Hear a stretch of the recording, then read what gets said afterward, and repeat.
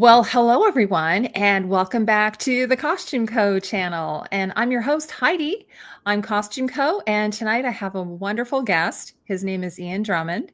He's a fellow Canadian. And Ian, I'm very neurotic, so I always have to shout out my fellow Canadians whenever I do a show with Canadians. But anyways, we're here for a little while, and it's a live stream, so I'm going to ask Ian some questions. But if you have any for Ian as well, you can also put those in the chat and we will get to them as we go along. But I'm not going to go much further into this, Ian. I'm just going to introduce you, say hello to you. How are you, Ian? I'm well. Thank you very much for this invitation. Well, it's my pleasure. I was saying earlier today to someone that I haven't done a live stream for a little while, so this is like I'm a little rusty. So hopefully this will be a good warm up. Get back into the thing, and it's a bit cool in Canada, but we've had some nice weather, so I'm looking forward to getting into this chat with you. But anyway, I was going to tell everyone that I met you actually in the summer. I don't think you remember me. I came up to you and I was like, you were packing up, and I was like, hi, Ian, how are you? And I kind of cornered you. And then I think I said, hey, would you ever be willing to come on my show? And I think you went, sure. And then I probably not thinking I was going to chase you down. And here you are. I chased you down and you agreed to come on. And here you are. So I'm happy to be here. I'm so happy to have you. So anyway, Ian, before we get started, I want everyone to know you own the Ian Drummond Collection, but there's a lot more to you than that. So why don't you just tell everybody a bit about yourself as we get started here? Well, I'll try and keep it to an elevator pitch. I've lived in Toronto now for 40 plus years. I've done a lot in those years. Starting out with, working retail at the Bay, living a really fun life in the late 70s, early 80s. Opened a vintage clothing store. We'll dip into that shortly. It led to just working more with costume designers from the States, and that led to me opening a very small rental business 30 years ago next year, and building it into what it is today, which is, a 14,000 square foot warehouse. I call it a studio. I don't like to call it a warehouse. Yeah. As triple tiered and just full of a century's worth of true vintage and accessories, research, and stuff to sell. And now I was going to mention, Ian's not at his studio right now, but he is at home. But doesn't he have a gorgeous backdrop there? I was commenting on how beautiful his photos are behind him there. So, and also you're wearing a lovely printed shirt. So you've got you're bringing lots of color, lots of vibrancy to this live stream tonight. And this is kind of the way I roll. A lot of it is just maximalist decoration. When people come into my place, they're just like, whoa, there's no Leon's here. Yeah, absolutely. Leon's a chain of stores in Canada. I don't know if they're in the States. I think they're just Canada, right? In the States, it would probably be never mind. I can't. The name's gone off my head already. Yeah.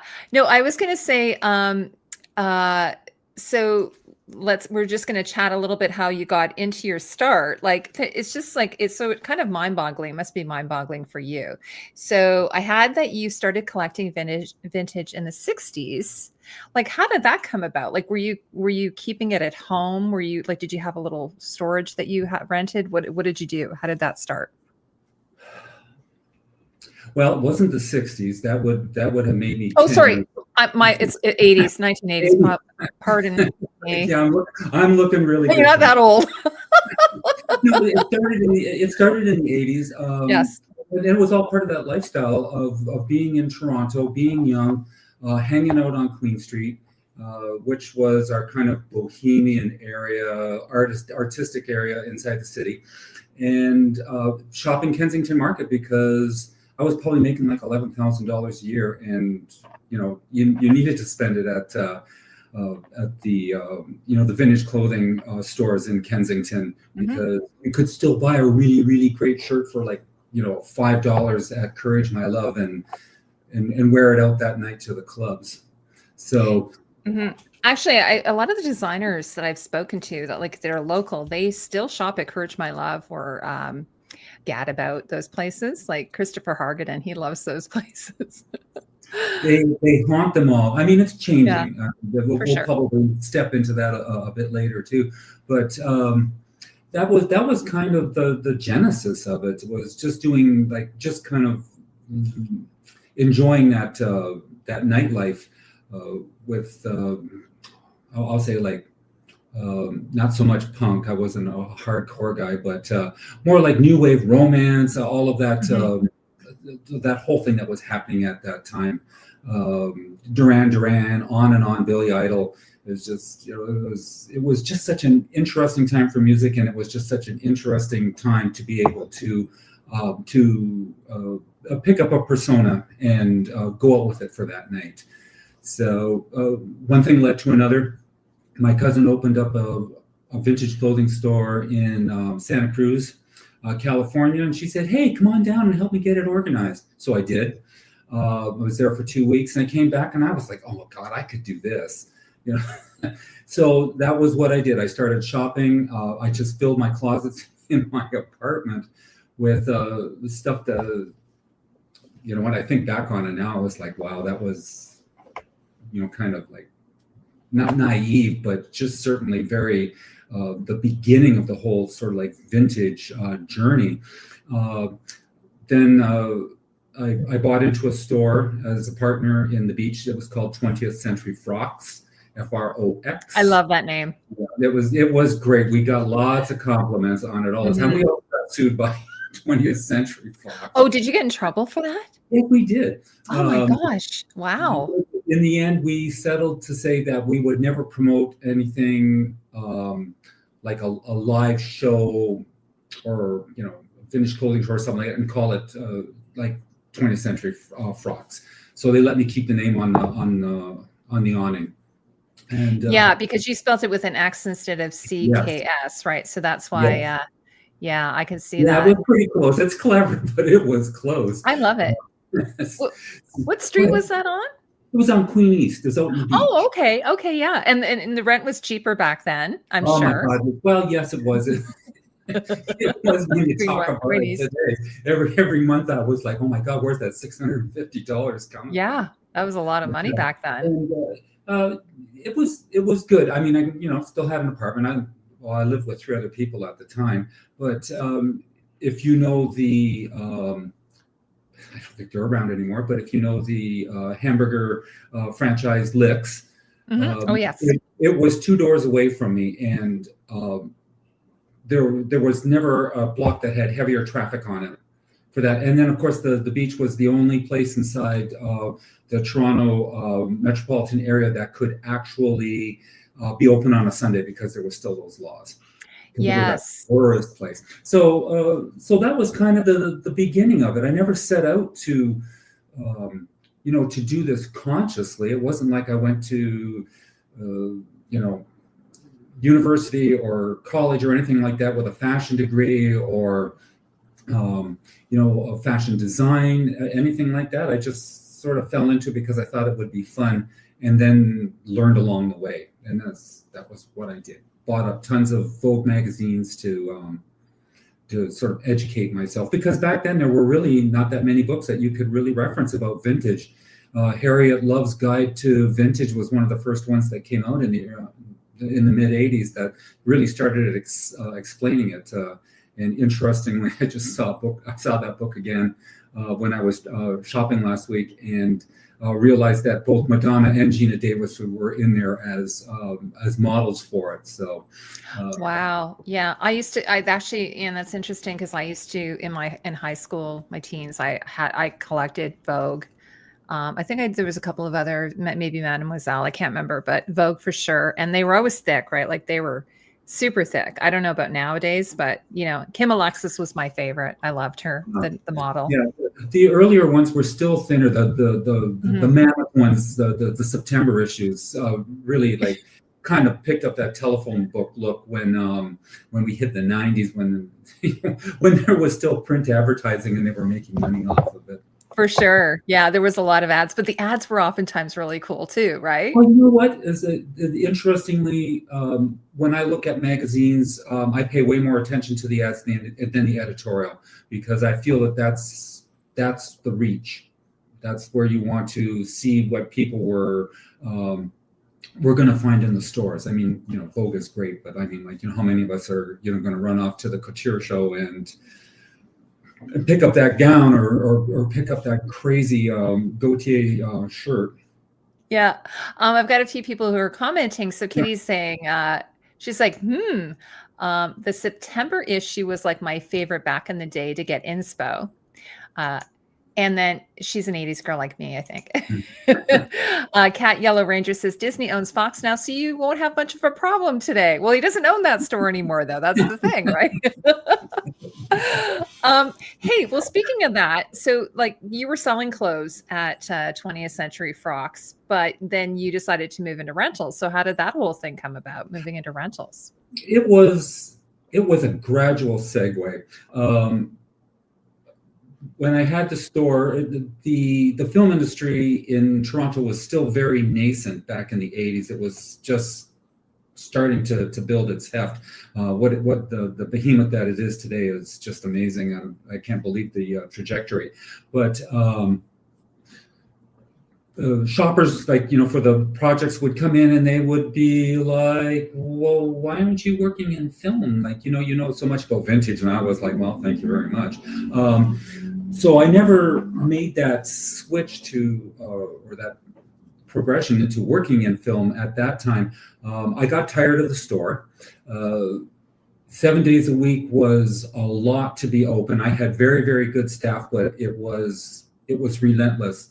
I would spend all my weekends down in the States in Buffalo shopping, hauling it all back, getting it to the cleaners, getting it out of the cleaners, getting it priced, and getting everything ready for the next weekend kind of thing. And I needed to step back from it. So what I decided to do, because I did so much shopping in the States, was I started doing the rounds of vintage clothing shows in the Northeast, in Connecticut, New York, upstate New York, New York City. And when I was doing those ones, and I was, I don't know, maybe like every other month kind of thing, there was a really nice round of shows. You had your pick of what you wanted to do, and they were all good. So I kept selling more and more of everything that I was finding to costume designers that had costume rental businesses in New York City. And it doesn't take a rocket scientist to figure out that you can buy something and sell it once, or you can buy it once and rent it 10 times. Mm-hmm. So after, I don't know, probably like 4 or 5 years of doing that and meeting all the costume designers, not costume designers, costume rental houses in New York City, it's like it was a no-brainer. I had very good teachers that, or I'll call them mentors, that Peggy Farrell is the one I always reference, because Peggy was one of my dearest friends. She was one of my most loyal customers. And she taught me everything I needed to know about actually opening a rental business in terms of the look. So that was kind of what I did. And at the same time, it was the kind of like the end of the 90s, I guess. No, it couldn't have been the end of the 90s. It must have been the end of the 20th century. Mm-hmm. Oh yeah, that would have been kind of the 90s. But I opened the shop in 96. So somewhere along in there, my dad was dying. It was time to come home. And so that was what I did.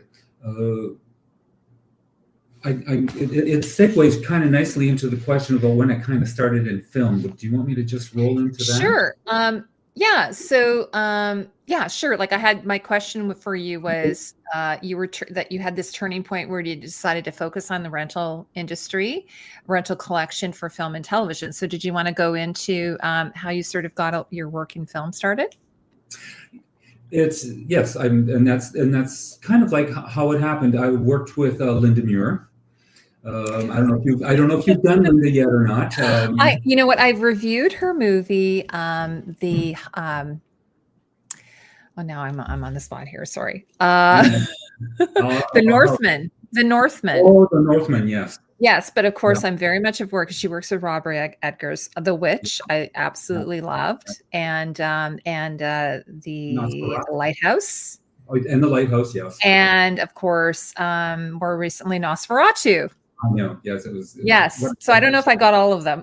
You did a very good job. Okay, good. But I know her very well. Yes. Yeah, so I'll say I was probably a permit in NABET at that time. NABET is one of our unions here in the city. We have two, NABET 700, That's and then that's the one that I worked 72. with too. Yeah, as a daily. Exactly. Yeah.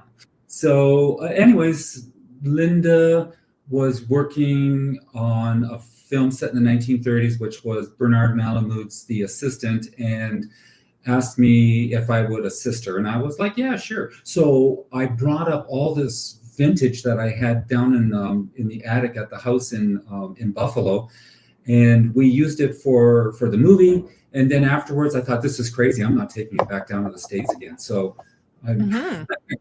By the way, Yeah. how is that like crossing the border? I mean, at that time, was that okay? Like, did you have any Was there issues a with problem? No. Okay. I had, they don't offer it anymore. I had what was called an L1A, which allowed me to work in the States but not live there full time. Okay. If Okay. you can imagine such a division. Yeah. So, but it suited me. I mean, I had an apartment here in the city, and I had one down in Buffalo, and it was just back and forth, and it all worked out very smoothly. But I didn't want to haul everything back down to the States again. So when we wrapped the movie, I rented a very small artist loft on the lots. I don't know if you remember the old GE Motorworks at Lansdowne and DuPont. That was where we filmed a lot of that. Yeah. It's all. Oh yeah, that whole area was like very warehousey. Oh, We're near the Value Village. It was worse. So that would It be a was bit worse north. than warehousey. It was. Oh yeah. It's totally changed now though, right? You would glow green if you were in the wrong building. So anyways, that was it. I rented 200 square feet. I didn't have any racks. I put sheets down on the floor, and I put the clothes on the floor, and then I just started working from there. And so concurrently with doing that and building that collection up, I was working in film and just bounced back and forth between the two. And I did, I did that for like 20 years. It was like, but I mean, at the same time, I ended up with very, very wonderful employees that, carried the ball for me while I would work on something for 9 months. So that's, believe it or not, in a nutshell, how I got what I had in Buffalo up here. And then I just kept adding to it. As shows would come along, I would just go shopping for them. And I would, it's just, and at that time, I was like, I knew all the players down in the States, all the other vintage clothing dealers. And it was, so easy just to pick up the phone and just say, hey, we're working on this project. Like, what do you've got in 50s evening? And then, ship it to Buffalo, bring it up, kind of thing. That's amazing. And I just kept doing that. Yeah, Kitty's saying that is pretty wild. A lot of back and forth with so much product. Here, I'll pull it up here. Yeah. So you can see what she's saying here.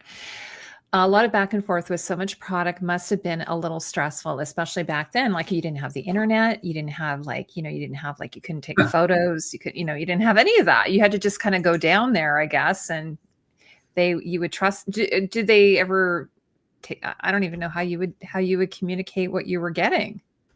How did you do that? Oh my God! I'm trying to think for cell phones. It was just telephone conversation sort of Sure. thing. Like, there were no, mood. Well, they might have had mood boards, I suppose, inside their offices, but no way to send them to anybody. So it was just probably really good description. I remember when when Titanic was being filmed, Deborah Scott, can't remember her third name. Yes, I know who you mean though.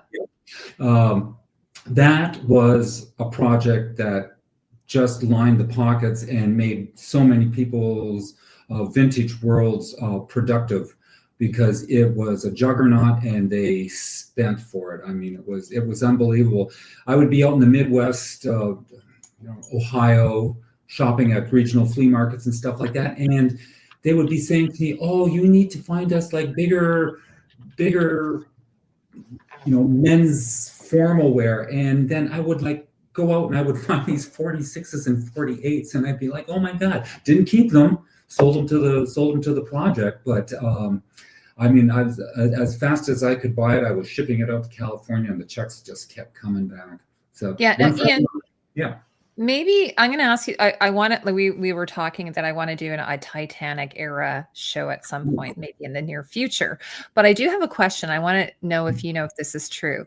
Is it true that they trashed a bunch of the dresses in the movie, and that it ended up causing a, what do they call it, like a, not the opposite of a glut, like there were so few like 1912 era gowns because they were trashed? Is that true? Shortage, yes, that's what I was trying. Yeah, I would say yes, but the thing is about those dresses at that time, it's like trashing them would be the meanest way of putting it. The thing is a lot of those dresses are just very fragile. Oh, okay, okay, that's a more fair way of putting it. Okay. Yeah. Sure. Because they were vintage. They weren't like reproductions of that era, then, is what you're saying. And of course, everything else had to be built. Everything for the stunt people, Rose's dress, and then all that other stuff that Leo wore, all that. Yeah, it's Deborah Lynn Scott, by the way. I looked it up. Deborah Lynn Scott was the costume designer. See, that's what the 21st century does for us now. I was typing it. I know. I know. I was going to say, because years ago I worked at a costume house too. I worked at Theatrics Costume House. I don't know if you know it. So yeah, I remember we were just getting digital pictures. Like we had this honking camera, like this big camera to take digital pictures. We would put something on a mannequin and then we would set it up and then we'd take it and we'd have to, everything took forever. And then I'd try to like email it. It would be too big and I couldn't figure out. Anyway, it was a nightmare. Yes, but it's still a nightmare now. Yeah, I know. Box is still not my friend. It's still trying to figure it out. Well, sorry, go ahead. I was just going to ask you about some of the other shows you've worked on. Oh, of course. Yeah. That was probably one of the. I'll just back up just a little bit before I go on to that next part, because all these requests that came into me from the either the costume designers or the costume rental houses were my education. Peggy Farrell worked on this amazing project that went nowhere called Radioland Murders. And it all takes place in a theater. And she would say to me, she had this great voice. She'd say, "Ian," she says, "everyone's seated, so I'm going to need some stuff that's just interest from the waist up and really nice hats." She said, "but nothing too big because someone's behind them." And I'd be like, okay. So with all these sort of like requests, it helped me refine what it was that I would want to look for. And I found beautiful stuff for that show. It was just crazy. And of course, I let it go. Peggy bought it, but at least I knew where it was. So it was requests like that actually taught me what looks good on camera and what doesn't. And that's, I think, somewhere maybe a little bit farther down, you asked me like how I do that. And that was how it was. People told me what looks good on camera. And then of course I was watching tons of movies at that time too. So it's just picking it up and, retaining it. Yeah. So you're like learning, you're learning on the job. I was. I have to say a lot, like I have interviewed some designers who are classically trained, and then many of them aren't. Many of them come to this from a very different way. They might come out of it from fashion. They might be doing music videos, like they come from it from all different ways, but I think the common thread is that they're all creative people like you are, right? So Yes, it was all in there somewhere, and Yeah. and 30 years later now, this is the fruit that it's bearing. Like Hmm. all that vintage. Now, so one of the things that you did, you mentioned you worked with Linda Muir on one of your very first projects, but then you went on to do some bigger shows. So like Chicago, which must have been like, Catherine Zeta-Jones and Zeta Jones. Is it Zeta? Zeta Jones. She's in Wednesday. Yeah, yeah, But also Cinderella Man, which I do remember. Was it a boxing movie it was. with Russell Crowe? Yes. Yeah, her So name's you all Yeah, and so you were the wardrobe buyer on Chicago. That must have just been an amazing, crazy job to have. and you So know you want what? to tell us a bit about those and Hairspray too? So I just wanted to Yeah. throw that in. Okay. Well, um, Chicago was probably the genesis of I'll say, the professional end of my career, because I learned so much in those 6 months that I worked with Colleen. It was just incredible. And I knew what I was doing. I mean, it's like I wasn't worried. I knew the 20s. I wasn't. I was finding great stuff to bring back. And one day I came back and I had found a really great beaded dress, but it was bronze beading on some kind of like marigold color or something like that. And I showed it to her and I said, I know it's not in the color palette. I said, but it was just too good to turn down. And she said, "Oh, take it back to Troy and have her dye it." And I was like, but it's a 20s beaded dress. And she was like, "No, it'll take it." And we took it back. She dyed it. It looked great. And I was like, oh my God. And then this other one time, I came back with a really great 20s hat. And I said, I couldn't turn it down. It was too small. I couldn't get it on my head. And for me to be able to get a hat on my head told me that we would be able to get it on an actress wearing a wig. Yeah, exactly. Mm-hmm. So I showed it to her and she goes, "Oh yeah, it's great." She flips it inside out and just rips out all of the lining and the headband. And she I've says, done that. she goes, "It'll fit." I was like, I've done that. When I worked in theatrics, I used to do that. I mean, but it's a 20s hat, and she was like, "It'll be okay." So Yeah. Oh, that's really wow. It's funny because there's on Reddit, there's a dye group, and people are always putting stuff on there. They're like, I want to dye this, and someone just put a vintage piece on there, probably from like the 20s, and they were asking about how to clean it, and I was like, oh my God, or dye it, and so there you go. Calling Outwood knew that would take dye, no problem. yeah, it was because it was a rayon fabric. It was gonna take it, and anything that's a natural fabric will do it and stand up. It's when you get into the chiffons and the lighter silks where once water gets on them, and the thing with those dresses at that time too, and I have a great story that's not mine. A lot of the sequins were gelatin sequins as opposed to yes, and they'll melt. They'll melt, or when they get wet, they swell. Oh, okay. Oh, wow. Yeah. Yeah. So, and I'll just digress for one quick second because this is Peggy's favorite story.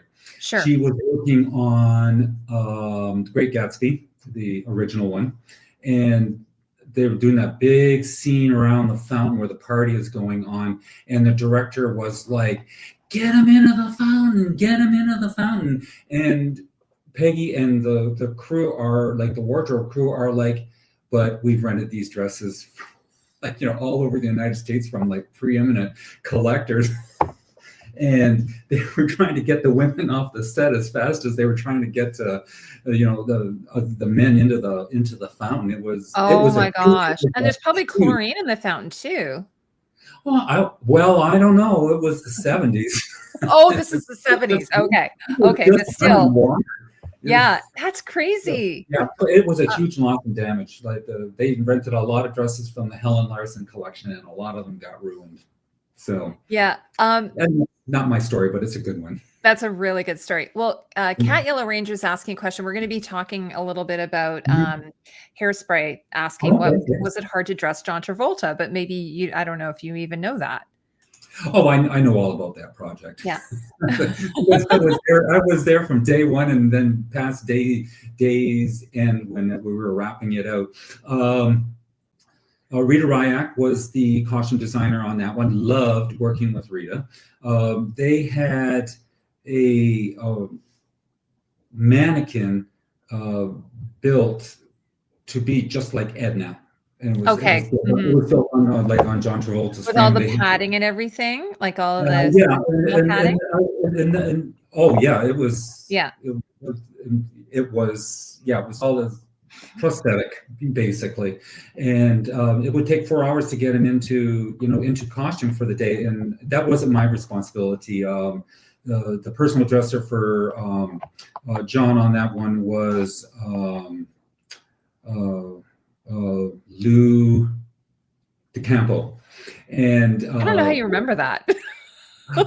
I worked with all these people, I know, but sometimes the name just comes back to me. Yeah. But anyways, he was the personal dresser for that, and John had a 12-hour door-to-door contract, so there would be like 4 hours of getting him into all of that stuff, and then it would be lunchtime. So you'd have to stop and have lunch, and then it would be filming for maybe 12 hours. Anyways, it was always a race to get him back to the hotel on time. Wow, that's an interesting. But I didn't do it, but it was quite a feet to make all of that happen. And Rita did some great stuff, great costuming, to update the Edna character from the original movie. Now, did after you wrapped these movies, did any of the costumes from Chicago or Hairspray or Cinderella Man make it into your collection? Not always. I mean, Okay. that would be any rental owner's dream. Yeah. For Chicago, we rented almost everything for the background. There was the buying that I did. There was the buying that the U.S. buyer did down in L.A. But none of that came my way. None of it came my way. And did you rent anything from your own collection to any of these shows that you worked on? Always. Oh, okay. So that would just come back to you then again. Yeah, so you were kind of double dipping then, right? You were making money as your job. Yeah.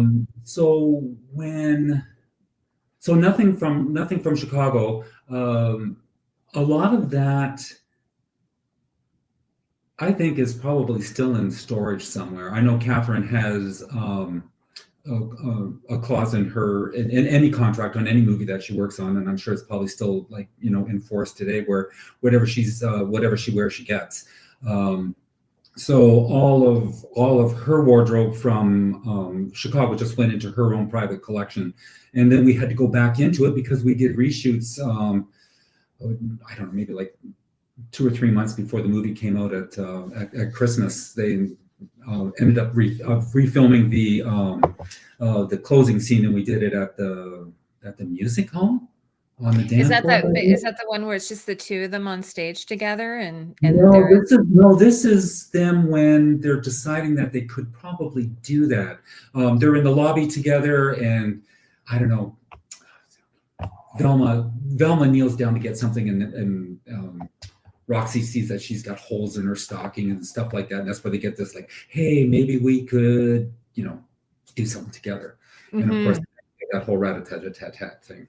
And there's a good story about that one too, because I rented a really beautiful rhinestone bracelet from one of the jewelers here in the city, and when they were doing that scene, they were going like this, and they were going like this, and then one of the bracelets went flying off, went across the floor, broke some of the rhinestones. Oh my God, we had to get all of that fixed, because it was probably a really nice Sherman or something like that. Oh, for sure.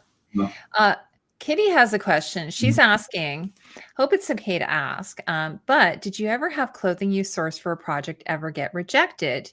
Do you just keep it, or does the project head just take them and not use them? I mean, that must happen all the time, I'm sure. Oh, yes. Process. You have to bring inspiration back, and if you're this was always my mantra. I could never go back to the office and say I couldn't find what you were looking for. So if I can't find what I'm looking for, then I start looking to see what's good plan B, what's a good plan C, and and sometimes I bring back something better than was the original request. So a wild card. at the same time. And what I always did too, because when you're a good shopper, you always bring back a no. So I would always have something inside the rail that I was showing them at the end of my shopping day, and you would see them, they go like this, and they would go like no, and I'd be like, oh great, the no's out of the way already. So then all the rest of it looks better.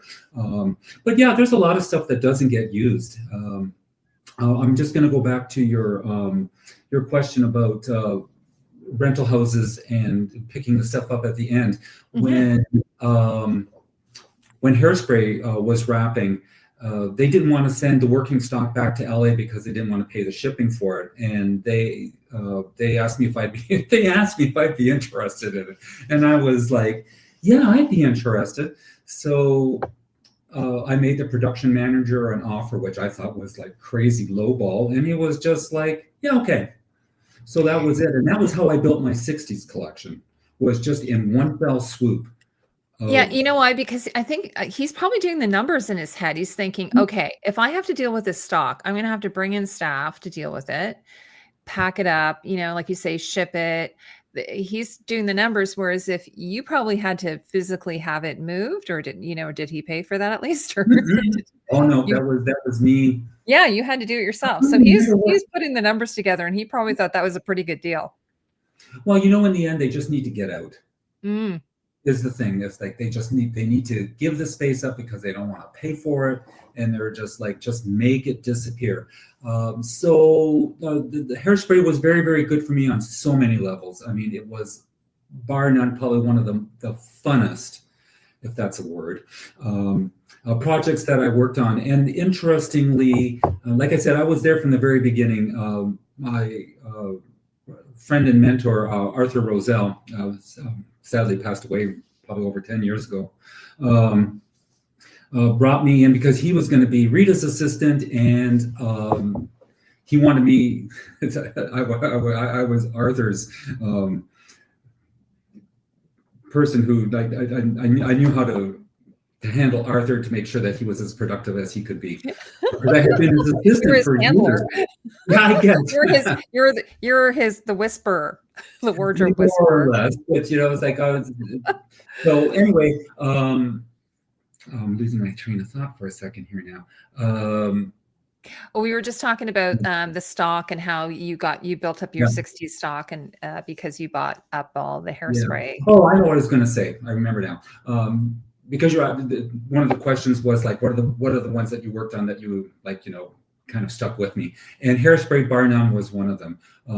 Like I said, I was there from the very beginning because I was doing the extras coordinating on it, and every Friday during prep, the core of dancers and singers that were all like, the Corny Collins kids would do the dance number that they had learned that week.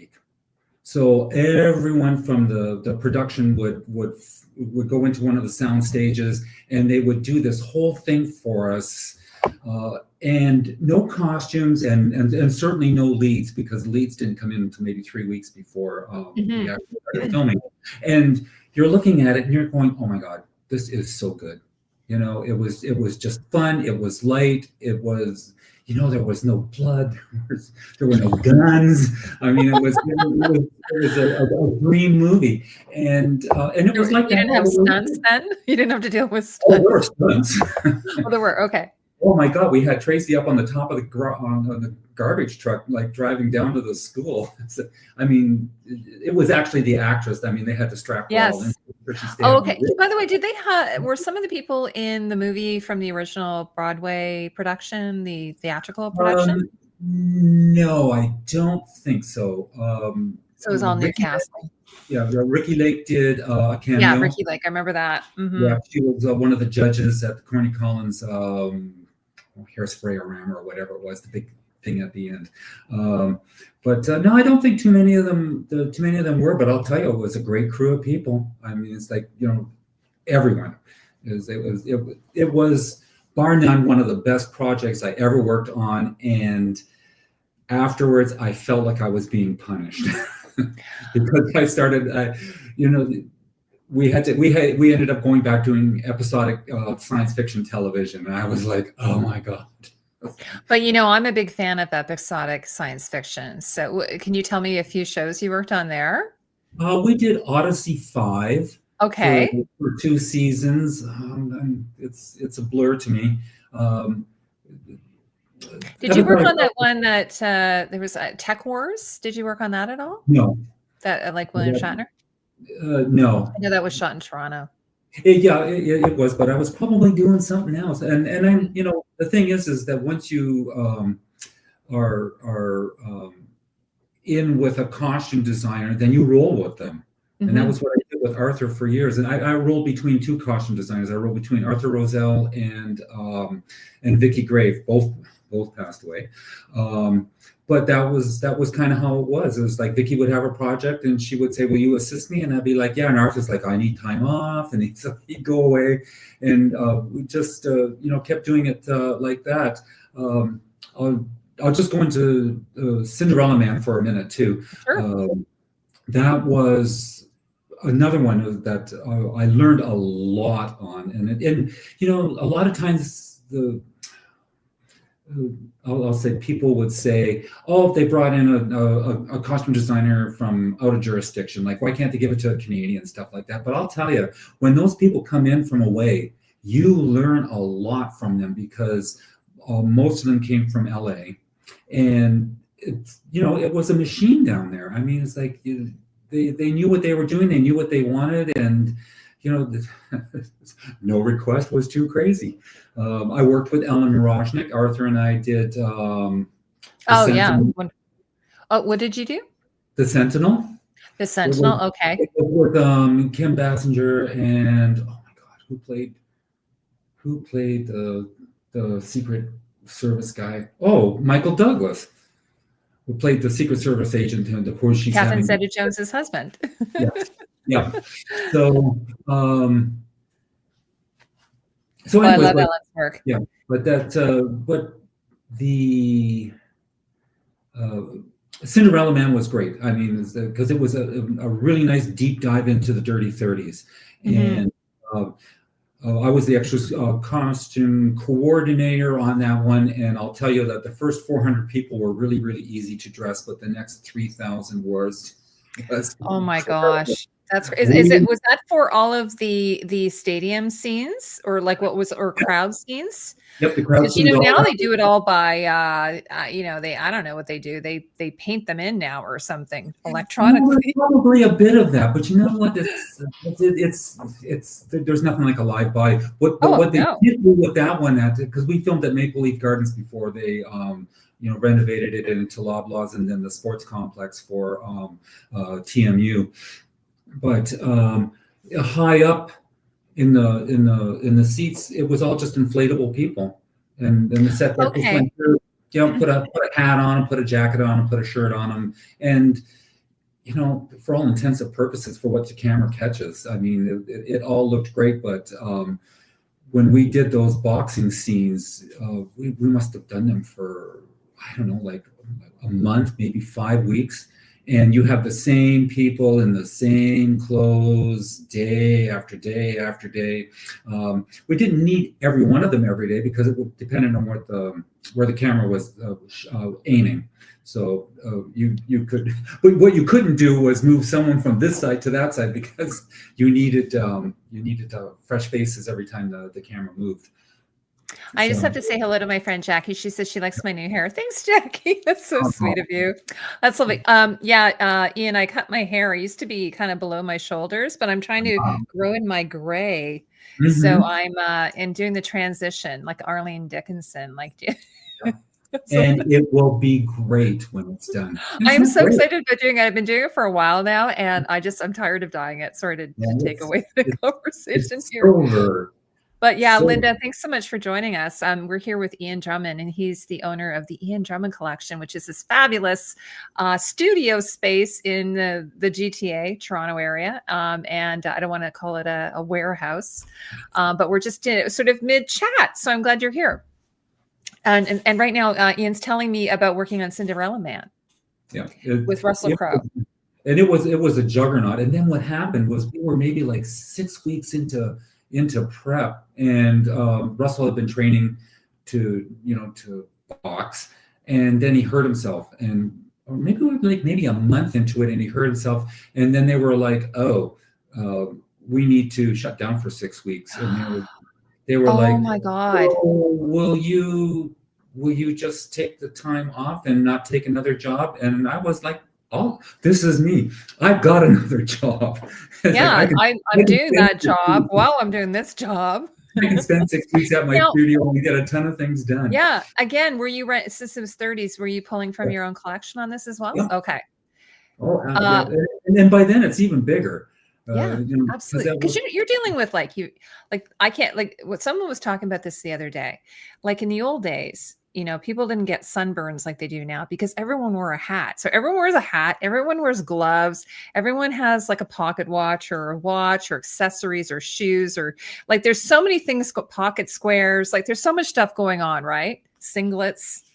it was. Well, there were so many wonderful aspects to it from the 30s because it was the Depression. So we had a lot of really, really sad characters, which made it even easier for me because I could go out and find bad clothes. Mm-hmm. And I mean bad vintage, like, just really, really tired, faded house dresses, and, they could be worn. And did you use, I just sort of discovered this not too long ago. Did you use any of those, like, the flour sack dresses, which I love, by the way? Did you do anything like that for some of your crowd scenes? It's called feed sacks. Feed sacks, yes. Yeah. I love those. Yes. No, we didn't. Okay. They're very collectible now. And I actually have I've heard. one in my collection. Yeah. And I still do a lot of that because I'll show for myself for a second. It's like I have two online stores. One is Etsy, and the other is on Shopify. They're both called Ian Drummond Vintage. And that brings up another question to ask later on about where things go when I don't want them. But I do a huge business with online fabric and notions because there's lots of homemakers, and I'll tell you that during the COVID, it was like I was like shipping it out like crazy because everyone was buying a pattern and making something for themselves. That's amazing. But the feed sack thing is still huge. I still find great examples of it when I go down into the States to shop. Sometimes it's a giveaway price, other times it's not, but I pick it up just the same because in the end I feel it averages out.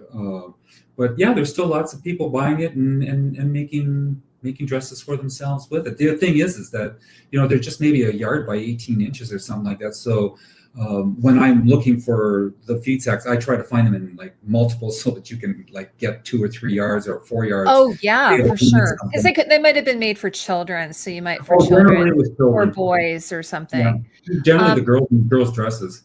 Yeah, and the fabric gets so nice and soft after you wash it several times.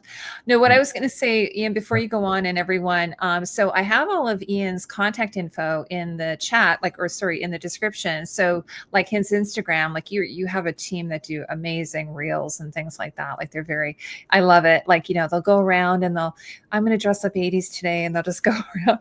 But also, yes, you have a vintage shop and you've got your rental collection. So I've got all that below. The only one I might not have is Etsy, so I'll get that from you after, and then I can add it. Okay. Yeah, Kitty says, kind of surprised people want feed bags, Dust Bowl core. Well, yeah, it was funny because my dad was telling me when I was sort of learning about it, there was a bit of a stigma behind it, right? Because the companies, they came out with prints, and then just because they knew that people were making clothing out of it, which I thought was very resourceful. But then because you have these prints, people know you're wearing a feed sack dress or outfit. So there was a bit of a social stigma, I guess, to it. But like you say, they're highly collectible now. Now, where are we, Ian?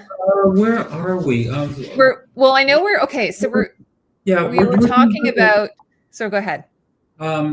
We were into Cinderella Man. Yes. And I was talking about just how an interesting project it was because there was so many facets of the 1930s. We did this beautiful, beautiful scene at the Carlou, which is this beautiful Art Deco I've been event there. space that we have in Toronto. Mhm. And it was when Russell Crowe's character, and of course his name is escaping me right now because I call him Cinderella Man, but he had a I'll real look him name. up. I'll look it up for you while you're talking. And then, anyways, him and Renee, his wife, get invited out to this really swank evening, and it was amazing what we did. Daniel was like, I only want beautiful black and cream and gold dresses, and it was really, really hard to find. And this would be like the evening gowns, ones like, that very sort of like long, lean silhouette kind of thing, or like almost black. A lot of them were bias cut. He played James Braddock. Oh, James Braddock, that's right. Yeah, and Renee is May Braddock. Yes. So they go to this really swanky evening, and so like bias cut dresses, like were they like the ones that sort of cling to the body a little bit? Yeah, I love those. The black velvets, beautiful. Amazing. Satin. We use lots of like cream laces and sort of just stuff around the neck. I'll have to say though that the one thing that you can't control when you're in the wardrobe department is the hair department, and they for some reason had the most horrible wigs. I mean, every one of those women that when the camera went around to them, you would be like, wow, great dress, bad hair. Oh no, yeah, and that's really sad because the wigs can really, take you out of the story. Yeah, really well, I think anybody, and this will just probably pop in somewhere else too, but anything that's distracting in a movie takes you out of the scene. So, but anyways, I really enjoyed working with that. I enjoyed working with Daniel. We keep in touch all the way along now. Still, like, I don't even want to think that it's. And that was funny. I was just thinking, like, you were on 2 movies that Renee Zellweger worked in. So she was in both. Yeah, I just was looking it up. She played the character. And I have a quick story about Renee. We had a very small office for the wardrobe department. It was down on the waterfront. It's gone now, of course. But I was rarely at my desk because I was always out shopping. So the only time I came back to it was maybe for lunch or something like that, or to do up my petty cash at the end of the night. And anyways, I come in one day, and this woman's sitting at my desk, and I kind of like stood there, and she was like, oh. And she was like, am I sitting at is this your desk? And I was like, yeah. I said, but it's okay. Like, I'll just sit across at the other one here. And she was like, no. So she got up and did it. And the other half of that story is we had a very small kitchen back behind. And I went in one day, and Colleen had been doing like mass fittings for all the female dancers for the one of the scenes. I can't, Billy, who knows what. And there was this woman was sitting at the kitchen table at the back, and I was like, oh, hey, like, they're here for a fitting. And she's like, yeah, I am. And I was like, okay. And I said, Colleen's probably still busy. I said, she'll get to you when she's ready. I said, but you know what? I said, if you need a tea or, something to eat, I said, just go through the cupboards. I says, we keep it well stocked. So I go back out into the main room, and my friend Corey says to me, she says, has anyone seen Catherine? And I was like, oh, I said, I think she's sitting in the kitchen. Oh my gosh, it's amazing. And you didn't recognize her? No, because she was just out of costume. Yeah, she was just there. I mean, it was like a normal date kind of thing. But one of the things that I always, maybe because I didn't really get into filming like film work until I was in my 40s, was that I was never that starstruck person. Like, I never did that. It's sort of like embarrassing, like, oh, can I have your signature thing or stuff like that. I recognized that they were doing their job just as I was doing mine, and that on some level we were all working towards the same thing. And there was no reason to fawn over them or just go gaga or whatever. So that was one of the things I tried to do, is be professional around the actors. Yeah, and I think they probably really appreciate it, because I worked on a movie with what was his name? Like the Rockford Files, and people kept going up to him and asking him for his autograph. And the ADs were getting really mad, you know, we were trying to just be very respectful and everything. So it's like, I did work on, actually, it's funny because my brother's a huge Bill Shatner fan, and I did work on a movie with Bill Shatner, and I said, "Oh, I worked on a movie with Bill Shatner," and he's like, "What?" But no, again, I didn't. You know, I said no, I didn't. I went to his trailer to get some pants or something, but he was napping, so I had to leave. That was my brush with William Shatner. Um, Oh, so when CFNY used to still be on the great radio, station. Yes, it was a great station. Yeah. They always had their Humble Howard or whoever the other guy was, I can't remember now, would always have the brush with schmarminess.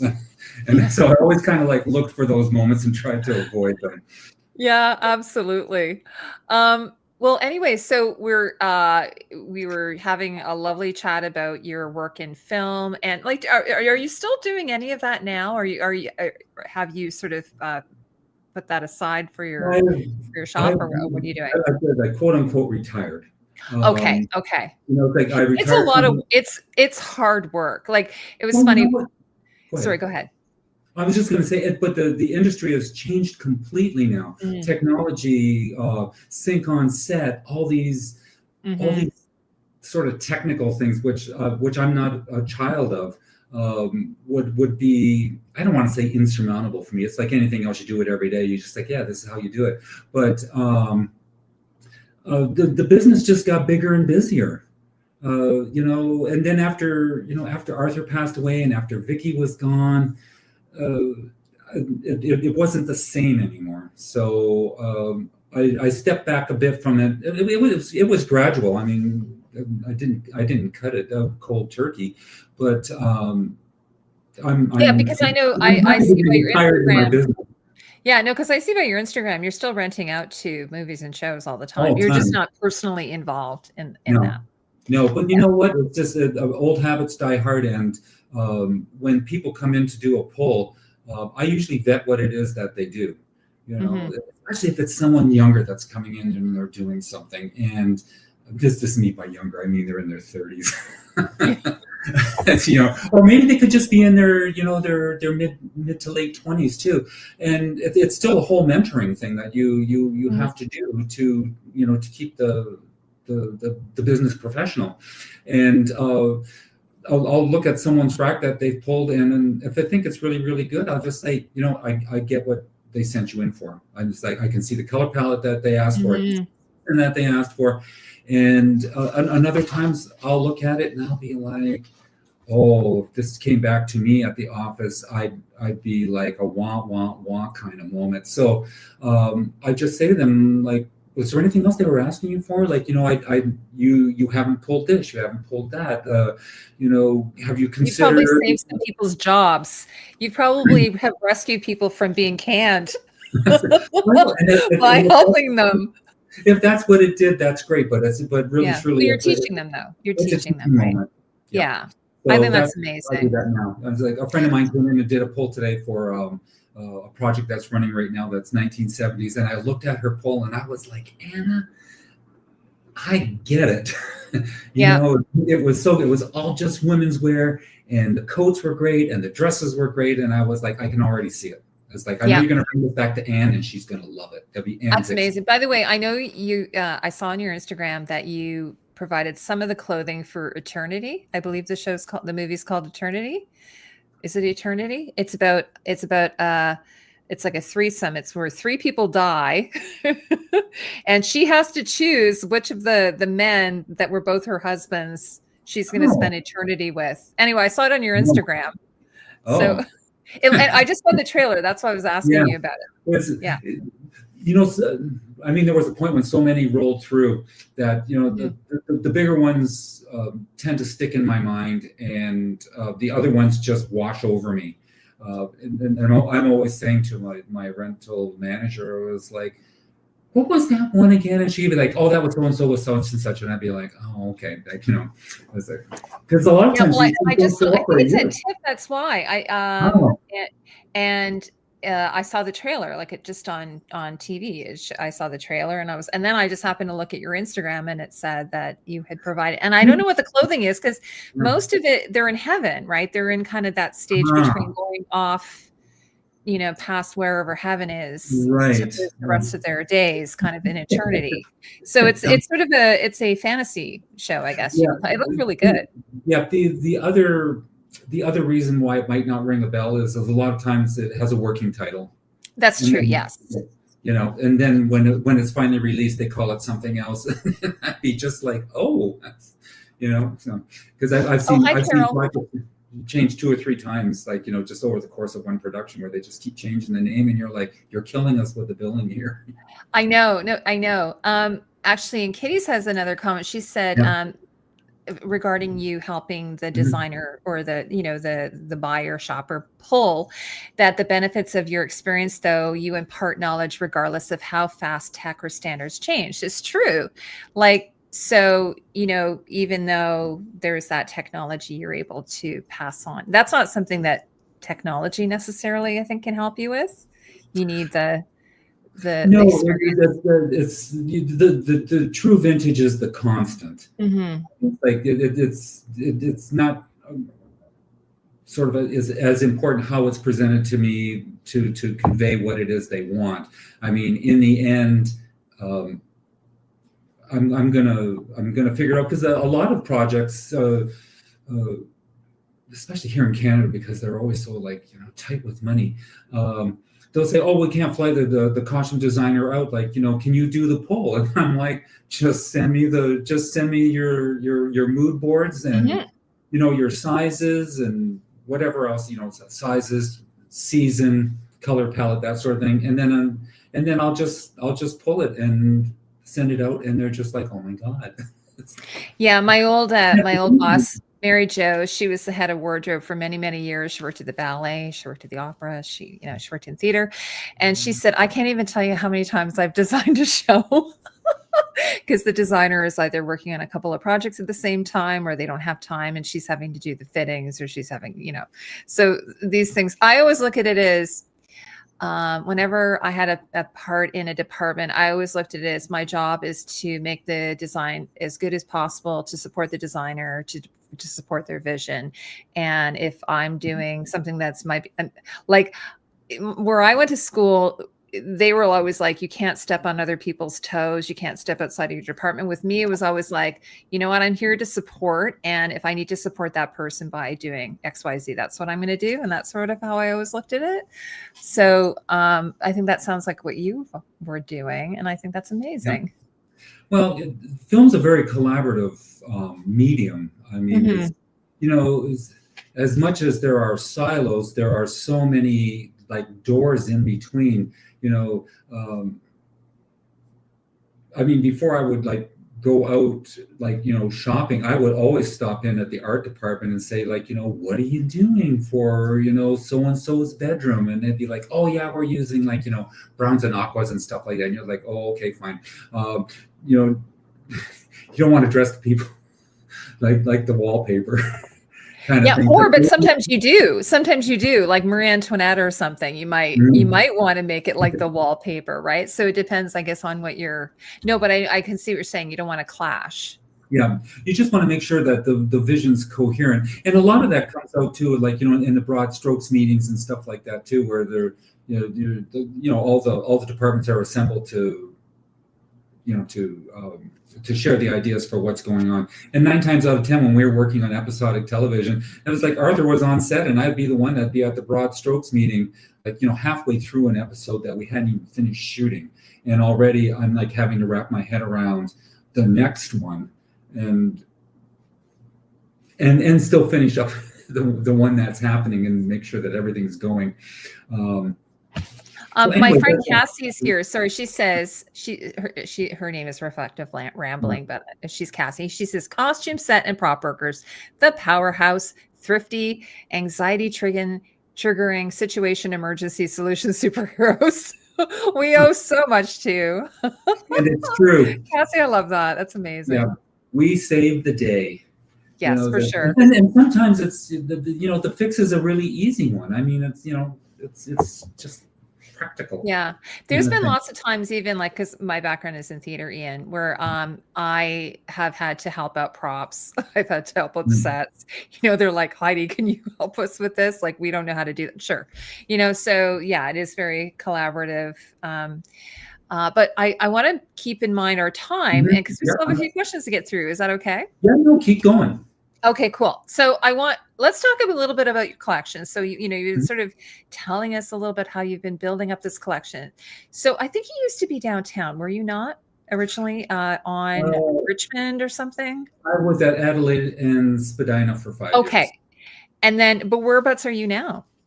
I'm in the West End. Luckily, because that's where a lot of the film studios moved to when the East filled up. So I'm on Islington Avenue, and I'm just south of the Gardner.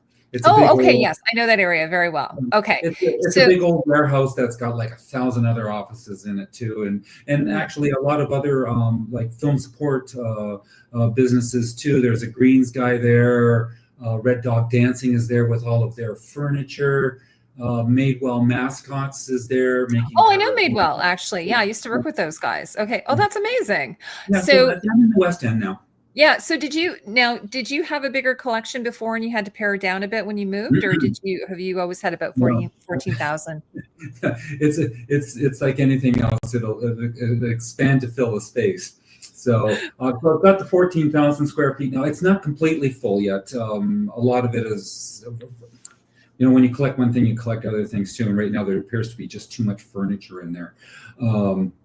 Because when I'm doing estate work, and this is how I built the collection, between shopping down in the States, looking for true vintage down there, and that was the place to be. Where where Canada had 5 million people at the turn of the last century, America had 50 million, and all of that stuff is all just sitting up in attics and.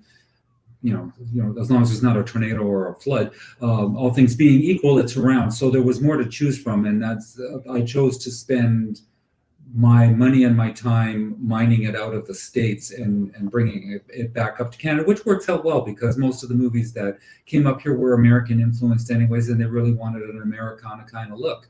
So. But the other aspect of it too is I do a lot of estate work where I get called into houses to, pull what I want out of the closets and then add it into the collection.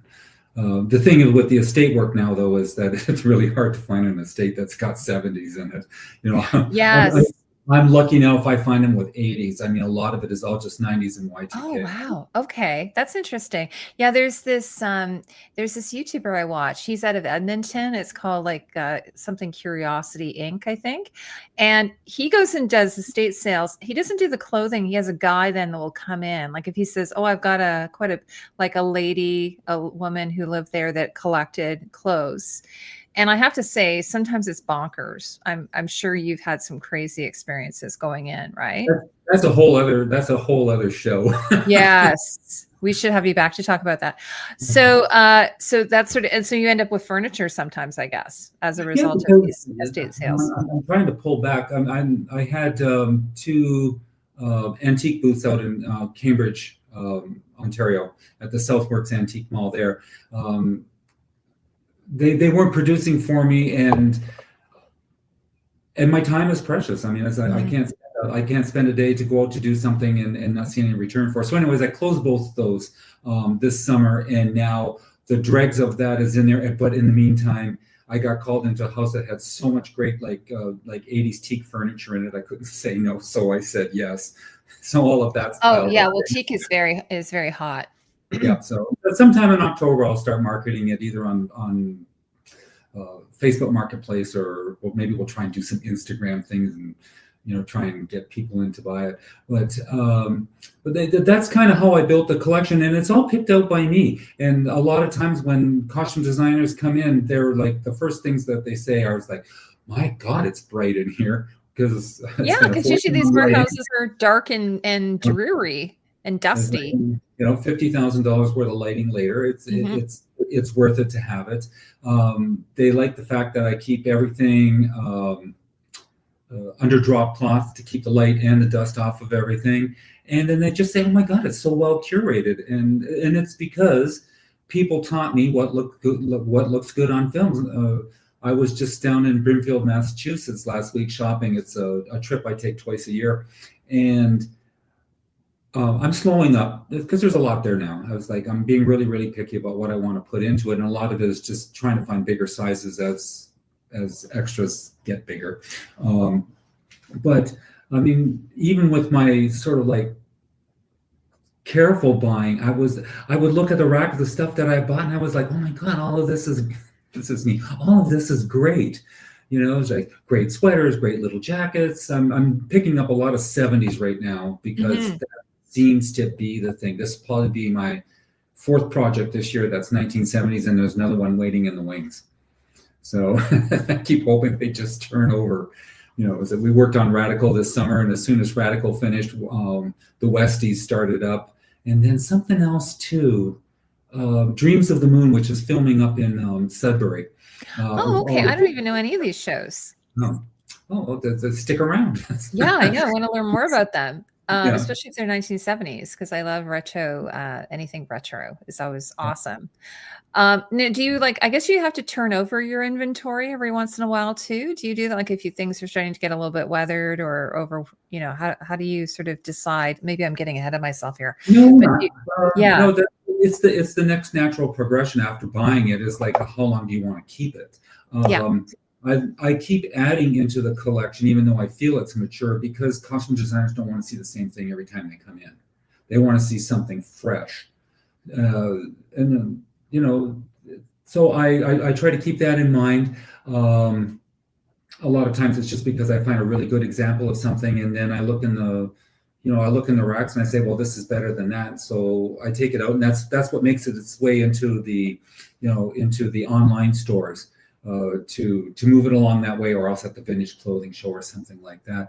But I'm always finding like better examples of stuff. One thing that we did over the last couple of years was we weeded out all the small sizes in the women's wear. It was like no one's a 24-inch waist anymore. The first thing a costume designer's lips when they're telling me what they want is, don't send me anything under a 26. And most of them are saying, and we're looking for, and if you could send us 28s, that would be better. So that's what I do now, is I spend my energy and eye looking for dresses that are waist 30, waist 32, 34, 36, 38, 40. I mean, those people are it's funny. One of the things I remember when I was at Theatrics is they had a lot of vintage, like military, World War I, for instance, that they would buy up. And I was always shocked at how small that stuff was. Like it was so tiny. And because I guess they were even saying that the beds that the soldiers would have slept in would have been quite small. So, everyone we're just bigger. We're eating more. Well, no, I think we're bigger anyway, but also just, we're getting heavier too. So we don't have those like little Mrs. Midge Maisel waists. Well, even that actress, I don't even think she's probably that small. She's probably a 26. Or maybe a 28. I would imagine. No one's a zero. No.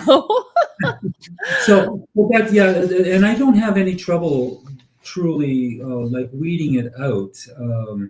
There's pieces that I was working in the 50s aisle a couple months ago, and there were dresses in there that I had 30 years and had never rented. And I was like, you know what? I'm sorry. The ride's over. So I pulled them out and we put them into the sale section, and that's how I always thought in rentals. It's like, the outfits have to kind of pay their rent, and if they're not paying the rent, then they gotta go, right? And I was thinking like footwear must be a real challenge because it takes up so much space, right? So do you keep a collection of footwear or I wish I had a picture to show you, but I have like a 14-foot high wall by 65 feet that is all shoes that are hung from all the decades. And I have it on both sides of the wall. Wow. One side is all men's, the other side is all women's. And the philosophy behind the studio too also was that it would be a cross between a warehouse and a store. So what I wanted to do was to make it very, very easy for people to come in and find what they need. So everything is sized, it's all color blocked. I love that. It's almost anal, but No, I love that. It's the way it needs to be. It's the artist in you. You want it to be visually beautiful, and Yeah. and then also just things like, handbags, We box. gloves, Yeah. hankies, all those like things. Do you keep them Uh, in bins, or how do you well, we sort keep those? them in boxes, but they're very broken out. Like, so Sure. it'll be like, just wicker purses, just black purses, just even purses, that kind of thing. And then for each decade. And then it's the same thing with the hats too. All the hats are in boxes, but they're not crammed in the boxes. They're set in the boxes. And on the outside of it, it'll just say 1960s, blue and green hats. Love it. And it just helps them zero in right away. And then after that, they can go digging afterwards to see if there's something else that they want. So I have this question I wanted to ask you, and I think I got this from your website. So it says, you've said the rental business satisfies both your urge to shop and to keep. What's the most thrilling find you've come across in your years of collecting? Oh, yeah, I read that. Did you think about it though? Yes, I did, but the answer is always the same. Oh, okay.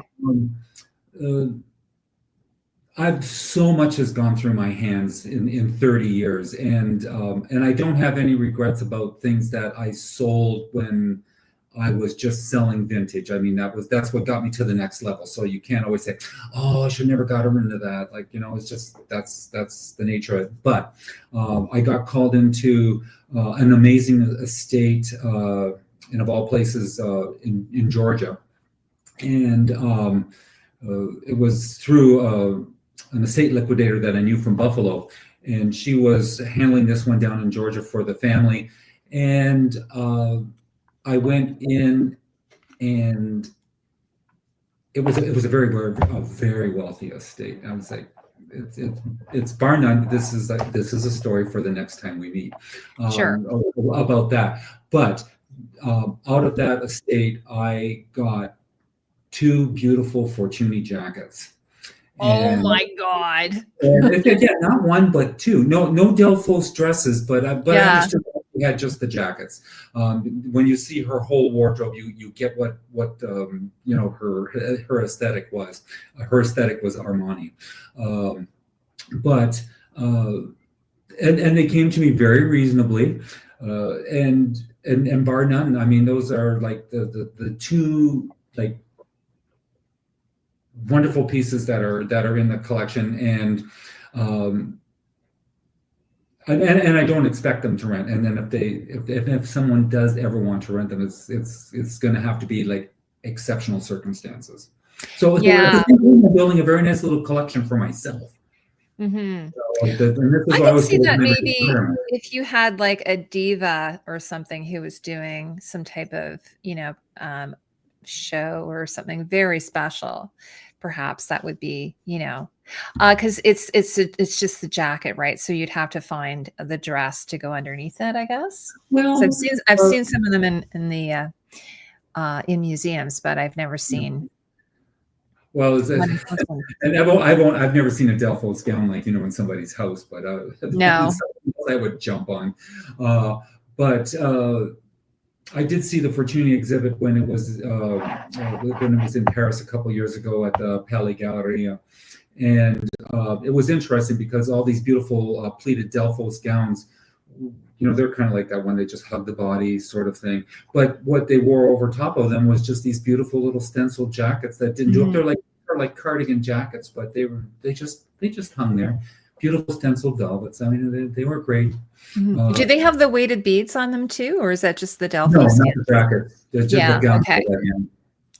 Yeah. Oh, that would just be amazing, though. I can't even imagine. That must have been quite. Did you get anything else from that house, or are you going to come back and tell me about that another time? That was where I built my 90s Armani collection. Oh, okay. Yes. Yes, it was. Lots more from there, but I'll save it for the next round. So my next question is: do you see certain types of pieces in especially high demand from costume designers today that you may not have seen before, like something that's really popular? I wouldn't say so much like a particular piece, but I would say certainly like an era. And this year, it's the year of the 70s. Okay. Oh, okay, You know, great. and it's uh, but the 70s is very, very tricky because nobody wants the wild and crazy Saturday Night Live guys. You know, when I'm shopping for that decade, I'm very, very careful to make sure that it feels very slice of life. That, you know, it's thankfully like a lot of the jeans can be very like, you know, well worn and that sort of thing. So I'll say that hippie boho kind of vibe sort of thing. But I don't think I've ever seen, like, me personally from my collection, that's something that, like, you know, sort of taps into the zeitgeist the way the, you know, the green bias dress did in that Abandon, movie Atonement. Atonement. Yeah. Yeah. Where Oh that my God, that dress. just launched, like, you know, that whole 30s look Oh, again. And so did so Gosford. amazing. I know. I Yeah. just came across someone did a, I just was remembering it because someone just did a most iconic, dress. It's funny because I did it. I did an iconic list. I didn't have that on there, and I don't know why. I think I shortlisted it. I think I did have it originally, but I was like, I had to do 10, and I ended up just not being able to get that one in there. That's But all right. You can do 2 lists. Well, people will be like, why didn't you have this on there? And I'm like, I don't know. It was what I came up with at the time. Like, someone got mad at me that I had Judy Garland's dress from The Wizard of Oz on there. Like I said, I was doing like iconic costumes, right? Mhm. And they're like, what? That's just a crappy old cotton dress. It's like, excuse me. So, I'm not always going to appeal to everybody here. Well, I know, but that, you know, the very fact that they used gingham with a farm setting, blah blah blah, it was like pure Americana. Oh yeah, absolutely, yeah. But I mean, it's the fact that it was worn by Judy Garland in that movie, which Anyway, so I was just like, I don't know what to tell you. If you don't like that one, I'm so sorry. But Cassie's saying, with someone who works so frequently with, oh, this is a question for you, Ian. With someone who works so frequently with so many eras, is there one that you see holding up? I'm having problems reading here. Is there one that you see holding up over time in quality surprisingly well, given how much textiles and creation methods have changed? Oh, that's a great question. Yes. Yeah. The later decades for sure. Mm-hmm. The 20s is like the teens, and I would say like the teens will be like 10 to 15. After that, everything stops during the war. But the 1900s, I'll say to 1915 is like just so fragile that it's never going to be rentable. I keep it in the collection more for people to rent for inspiration, to say, oh, let's copy this kind of thing. Make a pattern But or something. as you move more into the later into the century, everything's much more durable. And I'll have to say, by the time you get to the 70s, polyester is like, it's super durable and so easy to clean. But I'd say that maybe like the 40s is probably a very sturdy era, and a lot of that's because of the war. I was like, everything was just durable and had to be durable. So yeah, they had laws about, I guess, how much fabric you could use, and maybe you were only allowed to, you had to have a couple of good suits and that would be it or something. I'm not a historian, but yeah, I mean, that totally makes sense to me. And again, they were using some very good quality fabrics, I think, then too. Well, I have an amazing collection of rayon dresses from the 40s, and I'm astounded, like, just like how serviceable they still are. They're prone to fade, and that's another reason why I keep everything drop cloth. But at the same time, too, every aisle is lit on its own, so if there is no one in it, it's off, just so that there's no light on it to begin with. But the rayon was a bit of a workhorse, and and I don't mind finding like yet another rayon dress in a great print. My next question for you is, so let me see here. How do you balance maintaining a collection for film and television versus curating your online vintage shop? We were just touching on that earlier, right? Because I read online, like like vintage stuff, you might have dead stock, which I've been sort of trying to explain that to my audience. Do you just want to tell us the difference between what you want to keep in your collection versus what you want to sell as vintage, besides what we've already talked about? When it comes to the curation of the collection, what I look for are solid looks that sort of, I'll say, kind of transcend time. Like, a good Navy suit is always a good Navy suit. Like, no matter if it's a 70s one on a banker or if it's like a 1990s one on an ad exec kind of thing. So I always look for core colors and looks to put into the collection. I'll add color to it, but the thing is that my business was never built on with extensive rentals to the commercial industry, where you have to tell a story in 30 seconds, so you want bright colors. I put them in, but it's not the focus of it at all. So when I'm out shopping for something, or I'm in an estate, I was taught by other antique dealers that always take the best of what's there and then figure it out afterwards. So that's what I do. And then when I get it back to the studio, I'll be just like, you know what? It's like, this is a good dress, but I don't think it's going to rent in the next 5 years. So it just goes over to the other side, and anything that's maybe wild and crazy, in the clever sense as opposed to the gaudy sense. I push it that way too, because I know that especially at this stage for me in the business, I mean, if I'm really lucky, I could be around another 20 years, but I'm probably counting on maybe 10 to 15 at the most. So anything I'm putting into it now, I really want it to perform for me. And if it's not going to, then it's better to just put it back out onto the market and make the cash to pay the investment on the other pieces. Yeah, one of the things I was going to say that I think is really wonderful in a way, because you hear this whole circular like this circular, making sure things are upcycled and everything. And the one thing that's really nice about vintage is it's really very sustainable. You're not like, you don't have to be like milling new fabrics. Like, you can work with existing fabrics. Like, it's kind of, it's very cool. So I love that you have it in the rentals. And then when maybe it gets to a certain point, you're like, okay, that can move over. Like, have you ever had a situation where you've had to trash a bunch of stuff? Like, just from it being, this is just so bad, I can't even, or have you never gotten to that point where you've like, well, I try and make sure I don't buy stuff like that, but I'll have to say that occasionally I have buyer's remorse. Yeah. But for the most part, I mean, I'm a big believer in the recycle circle, and that's why if it doesn't work for me in the collection, then it needs to move over to the selling side. And then sometimes something's just finally so bad that we salvage what we can off of it. Like, if it's got good buttons, we save the buttons.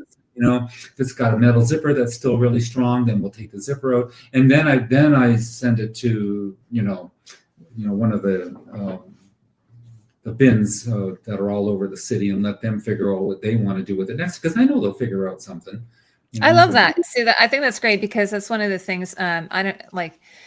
You've been hearing, there's sometimes you hear these designers and they'll take like, a collection and they'll burn it or something really horrible like that. Right. So, just it's very nice to hear that you're getting things out of people's attics. I actually did a post years ago where I just said, okay, everybody get your stuff out of your basement You've been saving it down in your basement. I don't know why. Please bring it out of your basement. If you have clothing, and I'm saying this as someone who's done like work with refugees and so on, and the stuff that people would donate. And I'd be like, what are you doing? Get your, you know what I mean? It's in your basement. It's musty. No one wants this. So that was my public service announcement. And it's very nice to know that you're part of that you're actually like pulling these things, these items that have been like, it's sort of sad to think that they've been up in an attic for decades. You know? A lot of times it feels like the rescue, but yeah.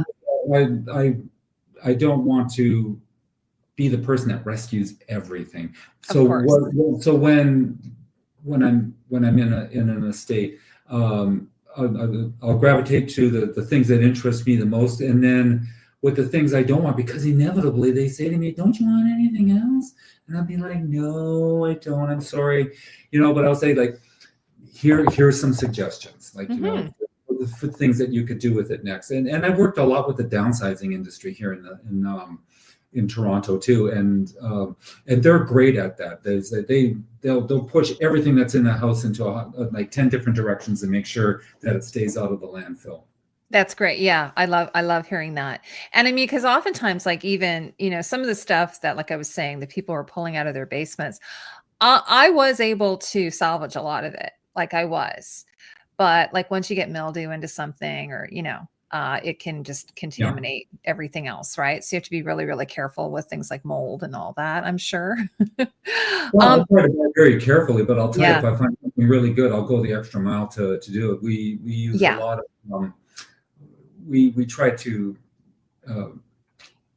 save it, but we'll wash it with a vinegar wash to try and knock everything back. And sometimes it takes 3 or 4 washes to make it all happen. And but or you put it out in the sun. Do you like a lot of people, like if you go on these Reddit groups, they'll say like, if it has a smell, you can sometimes put it in the sun, not too long, obviously, but the thing is that once something gets damp again, it's still in there. I mean, exactly. Leather's the worst. I mean, I can't tell you how many really great coats I turned down because I know the smell's never going to come out of it. Absolutely. Yeah. Well, Ian, I don't want to keep you, like I've had you a long time now. How are you for time? I'm still good. Okay. You'll just give me the word when you're like, Heidi, I'm done. Yeah. Okay, cool. I don't want, because sometimes I'll keep guests long and then I'll be like, oh my gosh, they had things. Okay. So where are we here then? So my next question for you is, okay, so I have recently joined CAFCAD, which is a group that you're involved with quite a bit. And you're one of the founding members, I understand. Do you want to tell everybody? I did a panel not too long ago about it. Do you want to tell everybody what CAFCAD is? Wow. It was such a long name that we chose. But it works though. It's an acronym. Yes, it is. It's the Canadian Association of Film and Television Costume Arts and Design. I think I got it right. Yes, I was a founding member for it. We didn't decide. We felt that Toronto needed a neutral ground for the costume design or the design industry in general, costume design industry in general, to have a forum where they could actually like meet and talk without the overbearing presence of being in a union, because the thing was we had NABIT, we had IA, and nobody would talk to anybody else. Like, it's like, oh, no, you can't do that, you can't do that kind of thing. And so some are not, and some might be non-union or independent. Non-union, a lot of them were like, commercial stylists, there's that, probably even into the theater world too. But what we wanted was a forum where people could actually get together and talk, because we found that people were asking the same questions all the time about something. And you would say, well, why don't you ask Anne what she did when she worked on Anne with an E? And then we just like, oh, I never thought of that. Like, so I talked to Anne about Anne with an E, by the way. Oh, yeah. I love her. She's so great. Designer. Yes. Yes.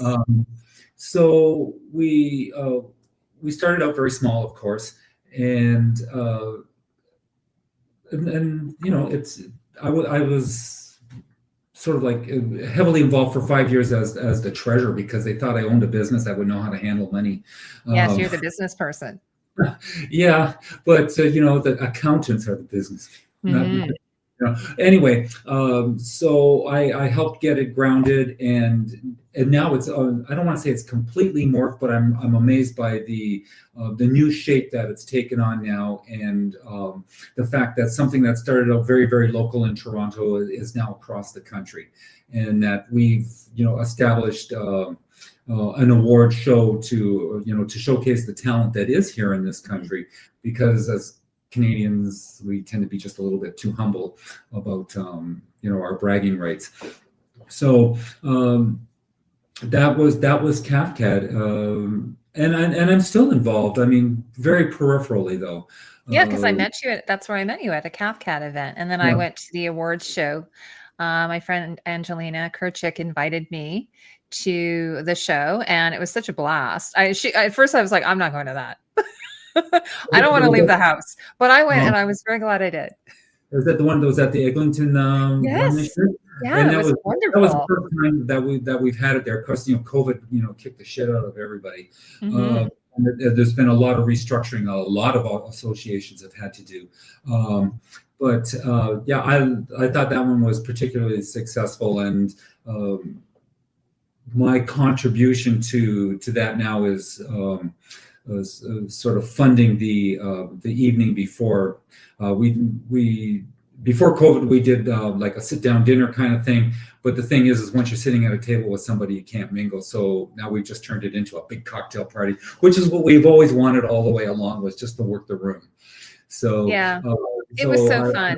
I went to both nights, and it was really fun. Like the industry night was a blast. And so I've joined the association now. I'm a member, and I'm hoping to, well, this is a great opportunity for me to meet designers, and not just designers, but craftspeople, people who work in the industry. So many, and I went, and when I was at the show, I ran into people, of course, I used to work with. So it was really fun running into old friends. So that's really cool. But then you also, I was chatting with you this morning about this, or this afternoon, but the Fashion History Museum. I was really fascinated to hear about this. So do you mind telling me and everyone a little bit about that? No, I don't mind telling it at all. I want to hear it. So the Fashion History Museum was founded by Jonathan Walford and Ken Norman. It's been a lifetime endeavor for them to build a collection from the 1600s up to the present day in Canada, so that Canadians and people visiting Canada have the opportunity to see the collection that they've assembled. I sit right now as the board chair for it, because they always say, when you want something done, give it to a busy person. So there's that. We're in between buildings right now. The previous site that we had in Cambridge had to close. We're looking around for something bigger and better right now. And when it is ready, we're certainly going to let everyone know that it's back in action again. But it's an amazing collection that they've put together, and it's even more like, it's kind of like my collection, which is a working collection for film, but theirs is a working collection for posterity. Like, beautiful examples of stuff that they've had donated or bought to build a collection over the last 20 years. It just celebrated its 20th year in 24, I think. Yeah, that feels right. Do you think it would be on par with something like the John Bright collection, or like some of those smaller, really well curated collections? I would say that that's what it is. When I see smaller collections like that, I think of them as boutique collections. Like, sort of thing. It's not the Met, it's not the V&A, it's not the Palais Galleria, and I can't even remember who else has a collection now in Paris right now. But it's tight, and they're just looking for the best examples that they can without like sort of like overwhelming their, their buying budget or the Mhm. space, to be able to present it. I mean, the I don't want to say the problem, but the museums always have so much more than they can show. Yeah, yeah, absolutely. I mean, the V&A is Um, doing the most amazing thing right now where they've actually opened up the warehouses and glassed everything in so that you can actually see what's on the shelf. oh, amazing. Like this is like one of the things that I love so much because especially when I'm doing costume, because I do a lot of costume research just when I'm doing a review, oftentimes historical, if I'm doing a historical piece, let's say something like I've lost it. It was a Guillermo del Toro. It'll come to me. But anyway, so I love now that a lot of the museums have digitized their collections, so you can go online and look at everything. But there's a couple that really irk me. One of them is the Ransom Center down in the States. They have a Robert De Niro collection. And the only way to see it, they've got all of Robert De Niro's costumes from all the films he's ever worked on. No, it's not Frankenstein. I'm thinking Crimson Peak. That's it, Crimson Peak. Oh, yes, yes. So when I was researching Crimson Peak, like the big, like, the Lego button sleeves, that type of thing, the big puffy sleeves. So anyway, I wanted to see something from there. And they were like, oh, we have to pull it out of a box and then take photos of it. And I said, oh, okay. So they did that for me and they sent me the pictures. But then they're like, but you're not allowed to share it with anybody. It's owned by us. So I'm like, okay, well, this is no good. You're basically keeping everything on a shelf in a storage. No one's allowed to look at it. No one's allowed to, talk about it or, and then there's Stanley Kubrick, the same thing. They don't have anything like digitized from their collection. They have a massive collection. And there's other collections like that too. So that is one of my irks thing, one of my pet peeves. So I love when I hear about, like I was mentioned to you, Carrie Taylor auctions, even though they're an auction house, they do these beautiful photos of these dresses and underpinnings and all these different accessories. And I love that because then historians can look at them. And even though they've been auctioned to a private collector, at least you're able to look at them. So I went on a rant there, Ian. Yeah. That's what happens sometimes. Oh, yes. Well, believe me. I'm the king of digression. Yeah, Kitty says that's not helpful. Agreed. Because I think it should be open. I just think art and art history and costumes and costume history I think it just should be available to everybody to be able to see. I'm not saying you have to necessarily be able to touch it, but at least look at it on a digitized or go see it in the collection if they rotate it, that type of thing. I agree. Yeah. I didn't go to Paris last year. That's right, 24, because it was the Olympics, and I just felt that the security would be too much for me. Not that I'm a bad guy, but I go to Paris, and that's my gig. It's like museum after museum after museum, and it's looking at clothes and it's looking at art, so that when I come back, I'm all all inspired again. Mm-hmm.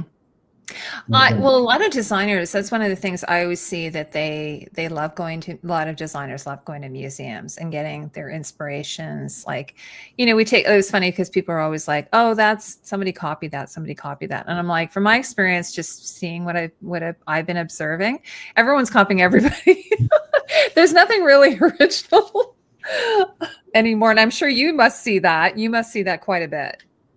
It doesn't make me jaded, but it makes me recognize where they got their inspiration from, and there's nothing wrong with that. I mean, I totally agree. Underneath the sun, and the only thing that really changes is, well, Iris Urban's, redefine what a dress can be, but absolutely amazing. But for the most part, it's I give kudos to people who I'll say Marc Jacobs did a really great 1910s thing 4 or 5 years ago or something like that, and I was just like, well done.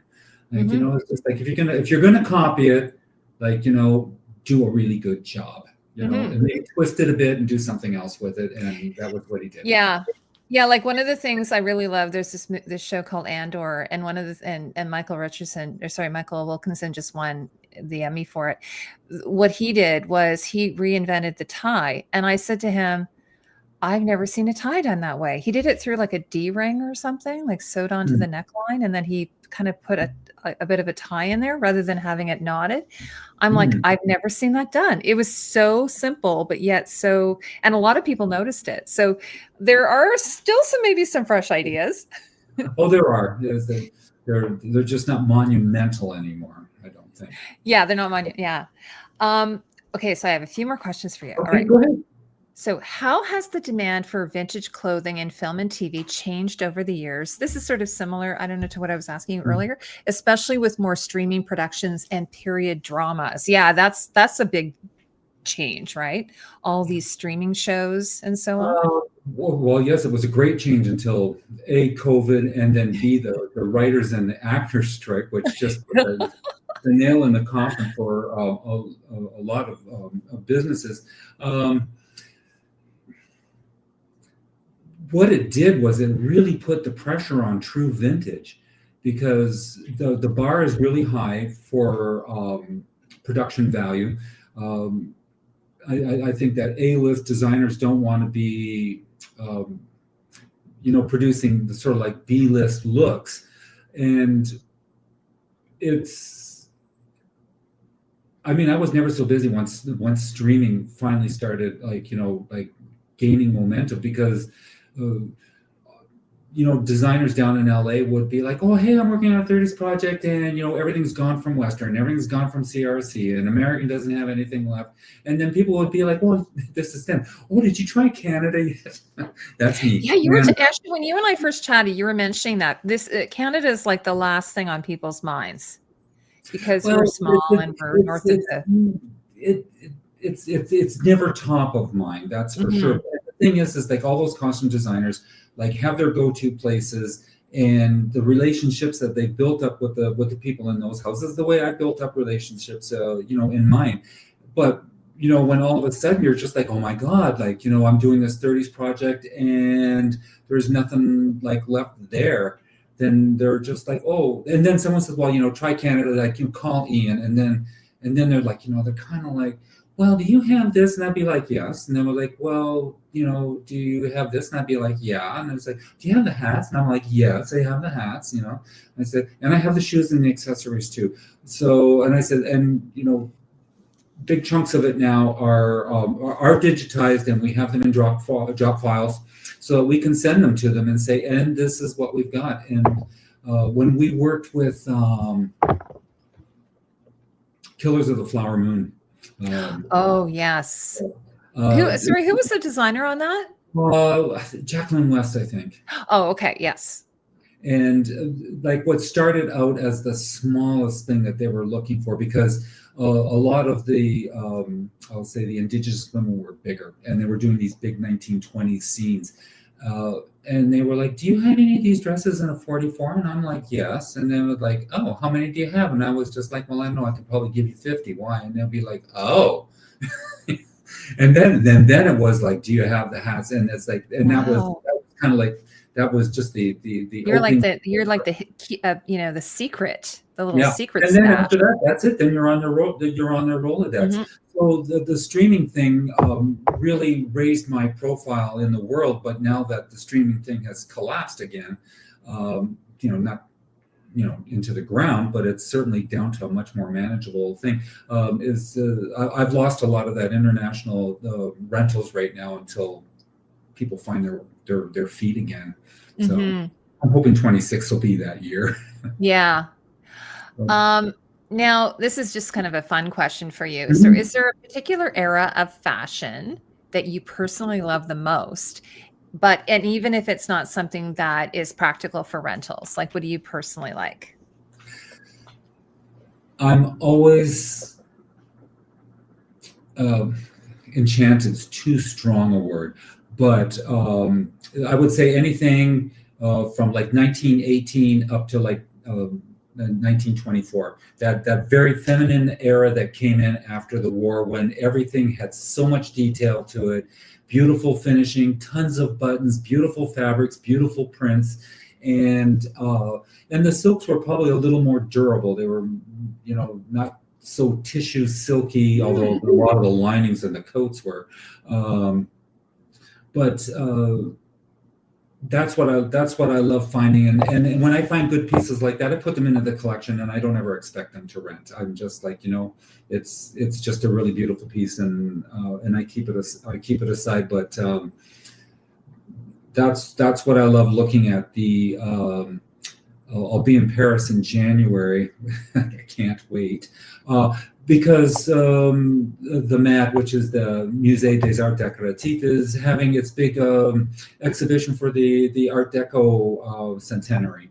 And immediately preceding that, and I think it's already on now, is the Paul Poiret exhibit that's at the MAD. So I'm trying to so that I get there just before that one finishes, and then I can see both of those. Yeah. And then 10 other things after that. But yeah, the late teens, early 20s is just exquisite. By the way, are you looking forward to the Downton Abbey movie? Are you a Downton Abbey fan? Yeah, because it might have been one of your team that posted on your Instagram about Downton Abbey. About the red dress. Yes. Yes, Mary's red dress. Mary's red dress. Yes. It's become iconic the way the green one did for Atonement. It's going to launch a look. Yeah. So, yes, I'm looking forward to it, because the 30s is my next favorite one, because it was very elegant. Yeah. So then this movie, I think, is set in the 30s then, because they've gone over. Like, by the way, did you ever? This is just a side note. Yeah. Did you ever watch Upstairs Downstairs? No. Oh my gosh. I have the collection. I have because Downton Abbey sort of inspired by that. I don't know if you know that. Of course, yeah. But my parents watched it when I was growing up, so I used to sit and watch it with them. And the costumes in that are just that was PBS, and it fell into a fallow period for me for television. Yeah. Because it was just, I'm mentioning that because it goes over several decades. That's why, it's very interesting watching the silhouettes change throughout the series. So, here's a little bit of a heated question. Do you ever regret selling or letting a piece go? And have you ever had a piece come back to your shop? Okay, this is a separate question. Never mind. Okay. Have you do you ever regret selling or letting go of a piece? No. Oh, that's good. I like that. That's the answer. When I set it up as a business for myself, I had to consciously say to myself, this is a business. It's a working collection, and things are going to happen to it. Yes, I'm sad when something comes back the worse for wear, but at the same time too, it's old clothes. I mean, a cotton thread giving out on a seam is one thing, but when the weakness in the fabric gives out across the backs of the shoulders, I mean, it's just what it is. And I know that they cringe at the other end, and they expect huge loss and damage for it. But depending on who that costume designer is, the reputation that they have, the simpatico that I have with them, for a thing, it's I want them to come back. I don't want to shame people out of my business because a dress didn't make it to the finish line. Yeah, absolutely. Generally, no regrets. I mean, I've seen great. some really bad things happen to clothes that I've been really mad about, and I keep those on hand so that I can show people what I never want to see. But in general, no regrets. Yeah, actually, when I was in college, I was working in summer stock, and this girl, she took a ballpoint pen and labeled all of the shirts and everything with this ballpoint pen, directly on the clothing. And I spent weeks just trying to get the ballpoint pen out of those shirts. I just was like, sorry, why would you do that? I couldn't figure it out. She didn't use label tape or anything, or. Well, it depends. I'm sure you've seen some things. Yeah. Is it where something bad happens is always a big thing for me too. It's the same thing when I'm purchasing clothes. I mean, it's really hard to find something that's mint other than dead stock. But even dead stock has its problems. There's dust lines in the shirts and all that. There's a million and one things. But I never let it stop me from buying something if something has holes where I don't think the camera's ever going to see it. Mm-hmm. It's at the back of the skirt. It's at the hem of the skirt. For me, as long as it's really, really good around the face, that's what matters. Because when they go in for the close-up, no one wants to see men's or fraying or something like that. Depending on the nature of the project, of course. But yeah, it's the nature of it. Okay, so we have one final question, and then we're going to do a quick rapid fire. And Okay. then we'll wrap up. Does that sound okay? All right. Yes. Okay, we got through it. Yeah, we got through it. Oh my God. No, this has been so fun. Okay. So, my last question for you. What advice would you give to someone who wants to start a what advice would you give to someone who wants to start collecting vintage fashion today? That's my question. Oh my God, start today. Yeah, right. Like right now. It is drying up so fast. I mean, I couldn't even imagine wanting to put my collection together if I had to start it today. I mean, 30 years ago, I was buying stuff that I don't even see anymore. And a lot of that was 30s. And where do you think it's gone? Where do you think all these pieces have gone? Used up. Okay. A lot of it is probably sitting in other rental houses around the world kind of thing. But I mean, it's a very finite thing. And, not everything gets saved. And, common stuff, people just don't place any importance on. So it just, it goes into the stream somehow, and it never makes it to someone like me. I rescue what I can, but that's it. I would say, start today. Know what it is that you want to collect. I mean, I keep saying to people, my collection right now runs 1890s to 1990s, and we're almost 25 years into the 21st century, and I keep thinking, maybe I should start with the 21st century now. But it holds. Yeah, I was going to say you could do up to 20, or I'm buying it passively. I'm buying it passively only if it comes to me and it's a really good piece and it's really good quality. So I would say quality is paramount, and you kind of have to have a passion for it. I mean, you can't just build a collection and expect it's going to be something that's going to appreciate and give you some big dividend, like 20 years or 30 years down the road. That was never my intention with this.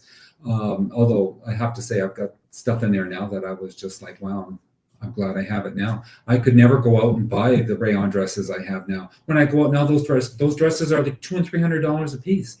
Yeah. And it's not that I won't buy it, but it's got to tick every box, to make me want it. And so I would say start early,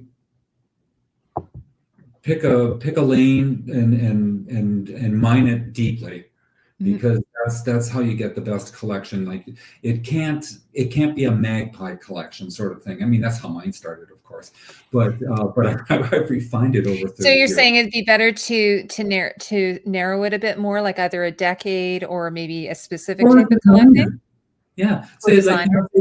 Say, oh, you know what? It's like, I really like, I really love Kensai. Like, so let's go and see what we can find for that. Mind you, it's expensive, but and also do your homework. I mean, it's the 21st century. Everything's out there. It's like so much of it is digitized. I mean, you can find all their lookbooks, like, back through their whole careers, so that when something came out now.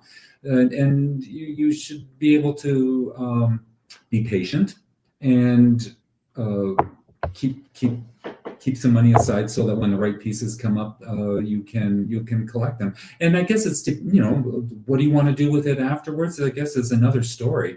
I mean, you might not necessarily want to rent it out, but the thing is great collections are in all kinds of people's hands, and if people know you have it, they tap into you when they want to do some sort of retrospective exhibit or something like that. So yeah, come over to your house and have a look at it.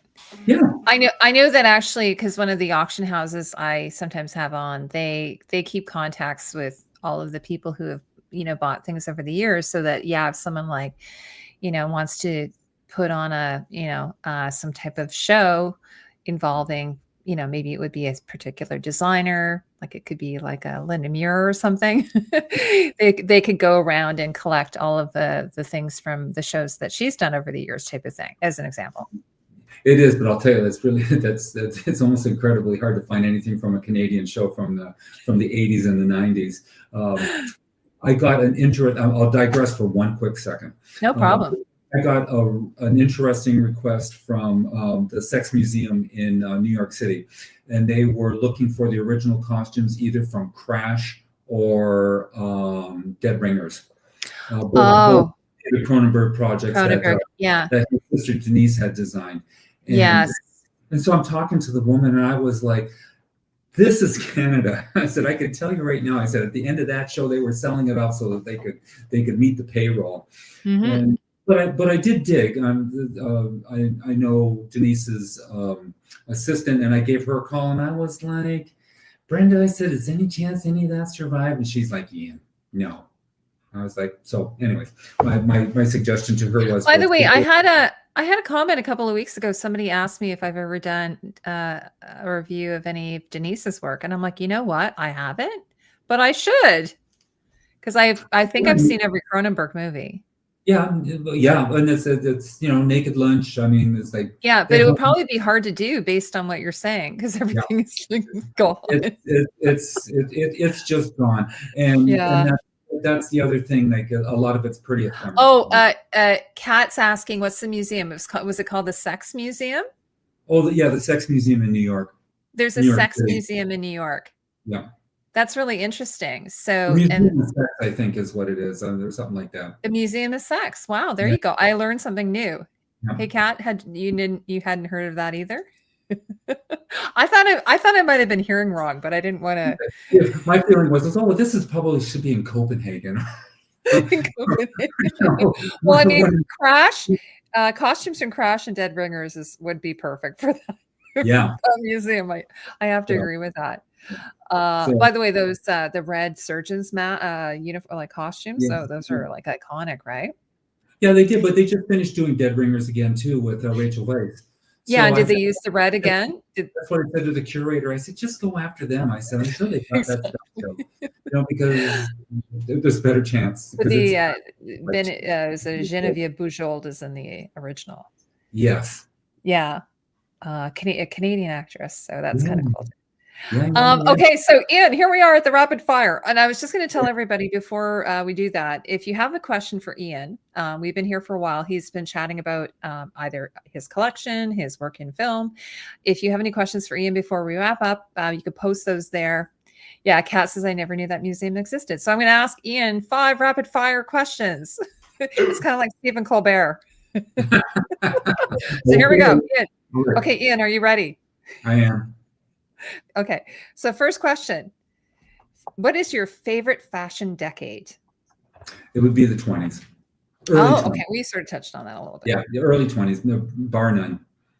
Thanks, kitties. She's doing the rapid fire. Okay, a film or TV show you think nailed the costumes? I'd say the first 3 seasons of Downton Abbey. Oh, absolutely. And I hate to say it, but when they switched costume designers, they started remaking a lot of the clothing that the actresses wore, and it was just so apparent. And I thought they did a really good job on the downstairs, which doesn't get as much of attention, but I thought the downstairs costumes were excellent in that show. Yeah. Okay, a film or TV show you think, I'm just gonna say, missed the mark on the costumes, I'm kind of always in the middle. I never go, that's dreadful, that's amazing. I'm always going to be somewhere I know there was a lot of work that went into that. What about you? I don't want to step on anyone's feet that is still feeding me, but I'll dig back a little bit farther. And the one thing that has always stuck out to me, and one that missed the mark, is To Kill a Mockingbird with Gregory Peck and anyways, black and white. Everything about that film was great. It was like, they captured the desperate South amazingly. But when oh my God, what's the dad? Robert Duvall? No. This is Gregory Peck. It's the early one from the isn't Robert Duvall the Kitties will tell me who he is in it. Yeah. Okay. Sorry, go ahead. Anyways, I'm pretty sure it's Gregory Peck. Anyways, it was filmed in the 50s, but in the 30s was captured beautifully. But then, oh my God, I almost had his name. He has a girlfriend that comes over for dinner, and she's wearing like a 1950s sort of like leopard print dress that like hugs the hips and like Oh, 50s breasts, and I'm just like, who let that happen? Like, it was just yeah. So that was unbelievable. more 1950s then, or Her 60s? dress was. Yeah. I was like, oh, it was like, and it wasn't even a big part. I mean, she wasn't even like the lead in it. She was just the very, very small love interest, like, that's having dinner over there one night, and the dress was all wrong. And I was just like, I can't believe it still sticks with me. I should have been able to let it go. I don't know if it's Mary Badham who played Jean-Louis Scout Finch. I don't know if that was her, or Dill Harris. Oh no, that's a guy. Sorry. I'm just looking at the cast here. But I'm gonna have to look at that now. Yeah, that was egregious. Wow, that's really. I'm glad that you went back that far. I'm trying to think if there's like a silver screen movie that I was just like. There's one movie that I thought was always really kind of crazy and outrageous, and I think it was the Mirror Cracked. It's like an Agatha Christie. Yeah. It's with Kim Novak and Liz Taylor. I always thought the costumes in that were just kind of bonkers, but maybe it's supposed to be like that. It's like these two aging starlets. Yes. Yes, I read all I think. when I was young. The other thing too is a lot of the 60s ones, when they go back into the historical dramas, tend to have like a really contemporary feel about them. And it's just the nature of it. I mean, it is what it was. Yeah, I always find hair and makeup always kind of give it away. Like, even, say for instance, Barbara Streisand in what is it? Where she's got like the gold dress and everything. And she does have like the sort of the Gibson girl, but her makeup and everything looks very 70s, I think. Yeah. You know the movie I'm talking about? Katie's will know. Yeah, and then it's of course that one's escaping me right now too. Yeah, sorry to put that on you. Okay, so here, 2 more questions. Yeah. Yeah, she says, love Liz's purple flower cap in the movie. Yeah, she wears a flower cap. It's so funny. I have to go back and watch that movie now. Okay, so for you, Ian, dream celebrity you'd love to see wearing something from your collection, either your vintage collection or from your rental, like in a movie or show. It would be hard for me to actually realize if this has already happened or not, but when they filmed Fellow Travelers here in Toronto, and I would love to think that something from my collection made it onto like Matt Bomer's body. Oh, okay. Yeah. I think my husband watched that show.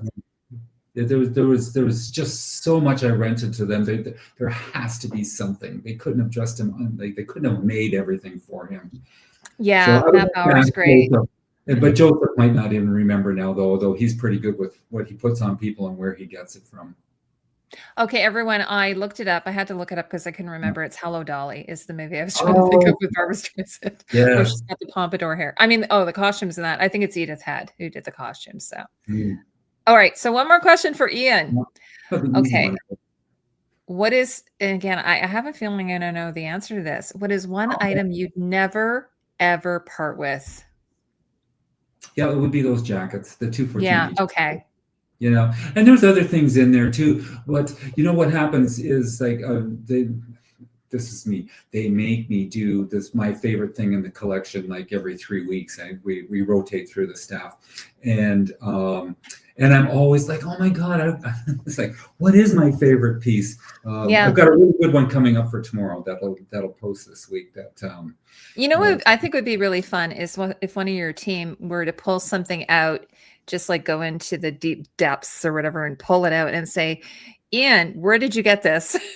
Like they can, like, have you guys done that?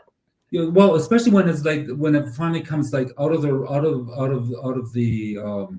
out of the collection, and it's on a rail and it's getting ready to go out. And like I say, I vet it all and I look at it to see what's the, and sometimes I was like, oh my God, that was a really good buy. Like, there's so many pieces in it now. I don't remember everything I have. So I like looking through the pulls so that I can refresh my memory for the things that I've gotten. But they'll hold something up and I would be like, oh yeah. It's like, I could never remember someone's name, but I could tell you where I got it from and probably what I paid for it. Yeah, I think it's one of those things that you probably have an emotional attachment, not attachment, but an emotional experience with, like, either, oh, I was in this city and that this was going on in my life at that time. And, or maybe you were having, you were talking about your dad earlier, like maybe there's some kind of connection to that. So you're able to remember it because it's part of your own journey in your own life. By the way, I just want to say you have like some of the things you told me, like you have, some of your experiences just sound amazing. And the way you get to travel and go to all these different cool places, like that's just got to have been a really nice perk of your job. It's a great perk. It's another reason why I don't want to retire. I don't blame you. Well, we were saying this before, when it's something you enjoy. Yeah. And that's it. And the one thing we didn't touch on this, I'll close it out with this, is that in a lot of respects, it's been a labor of love, but like anyone else who collects, and this would be for that person who wants to start a collection on something, there is nothing that compares to the thrill of the hunt and finding something that you want.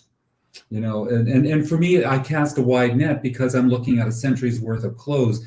And people will say to me, like, oh, go into their booth and they'll say, oh, what are you looking for? And I'd be like, I'll know it when I see it. Mm-hmm. As like, I don't have time to say to them, I'm working on a 30s project and I'm really looking for cotton prints right now, and it's got to be below the knee, and if it has the belt, that'll be even better. If you have any knits, I'll take those kind of thing. I'm just like, no, when I see it, I'll know it. Mm-hmm. And that's how I do it. And anyone who wants to collect will recognize that when they're collecting something, if it's cranking them, they'll know they're on the right track, that it's something that they want to do and it's something that they want to own and own more of. Well, before I close this out, I just want to ask you one more thing, because I've been thinking about this through this whole live stream. Did you ever go to By the Pound that used to be run by, I think it was run by Goodwill or something. It was down on Jarvis Street. And you would go in there and you'd have to be like covered. Did you ever go there? And if so, did you ever find anything interesting? I did, because Oh, amazing. Before I opened bought into 20th Century Frocks, that was, and I kind of had this idea that I was going to open my own vintage store. That was where I would go because I was living at Sherburne and Shooter, and it was really, really close by. So I would just go down and all the stuff I pulled out of it, men's smoking jackets and all kinds of other stuff, women's black 50s cocktail dresses. I mean, it was. Yeah. So for anybody who doesn't know what I'm talking about, I don't even know what year this would have been. It probably was in the 80s, maybe or 90s. There was this place you could go down to. It was like a charity store, and they sold everything by the pound, right? Like it would be on tables, I think, wasn't it? Like on tables, they would just dump bags out on. Kind of like canvas bins. Yeah. And then they sold everything by the pound. So you could get some amazing finds. Like I know when we were doing theater, we would go there because, super cheap, right? That's right. Oh, so Kitty says they still have them in the States. I'm sure there's other places that have them, but that one in Toronto sadly closed. And so anyway, so like, I don't know why I had that in my mind this whole time. I was just like, I have to ask Ian this question, but anyway, so I was saying to you, I'm hoping that you'll come back because I think first off, I think we get along quite well. I hope you think. And I just thought it would be fun to have you back to talk about a specific era, or like we could do Titanic era, or we could do the Gilded Age, or just some fun era that you're interested in and that we can dig into a little bit deeper. So perhaps we can discuss that. And if you guys in the chat think that's a good idea, let me know.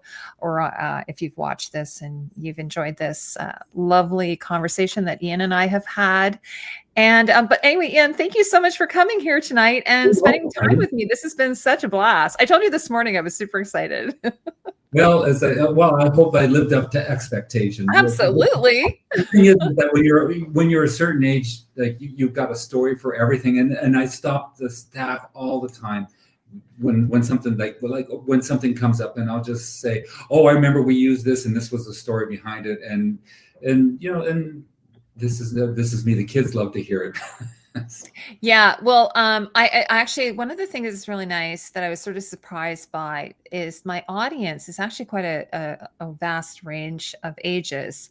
And so I do have really young viewers, and I'm always kind of like, oh, that's really cool. And some of them are aspiring, they want to get into costuming. And then I have older viewers, like people my age and older, who enjoy like the older films and older shows. And so when I do a video about an older show, they're always like, oh, want to talk about it. So I love that costumes and fashion kind of run the gamut for everybody. Like everybody can enjoy it, right?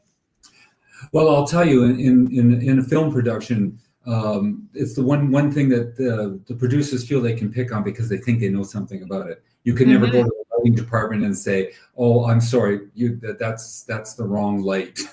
They would.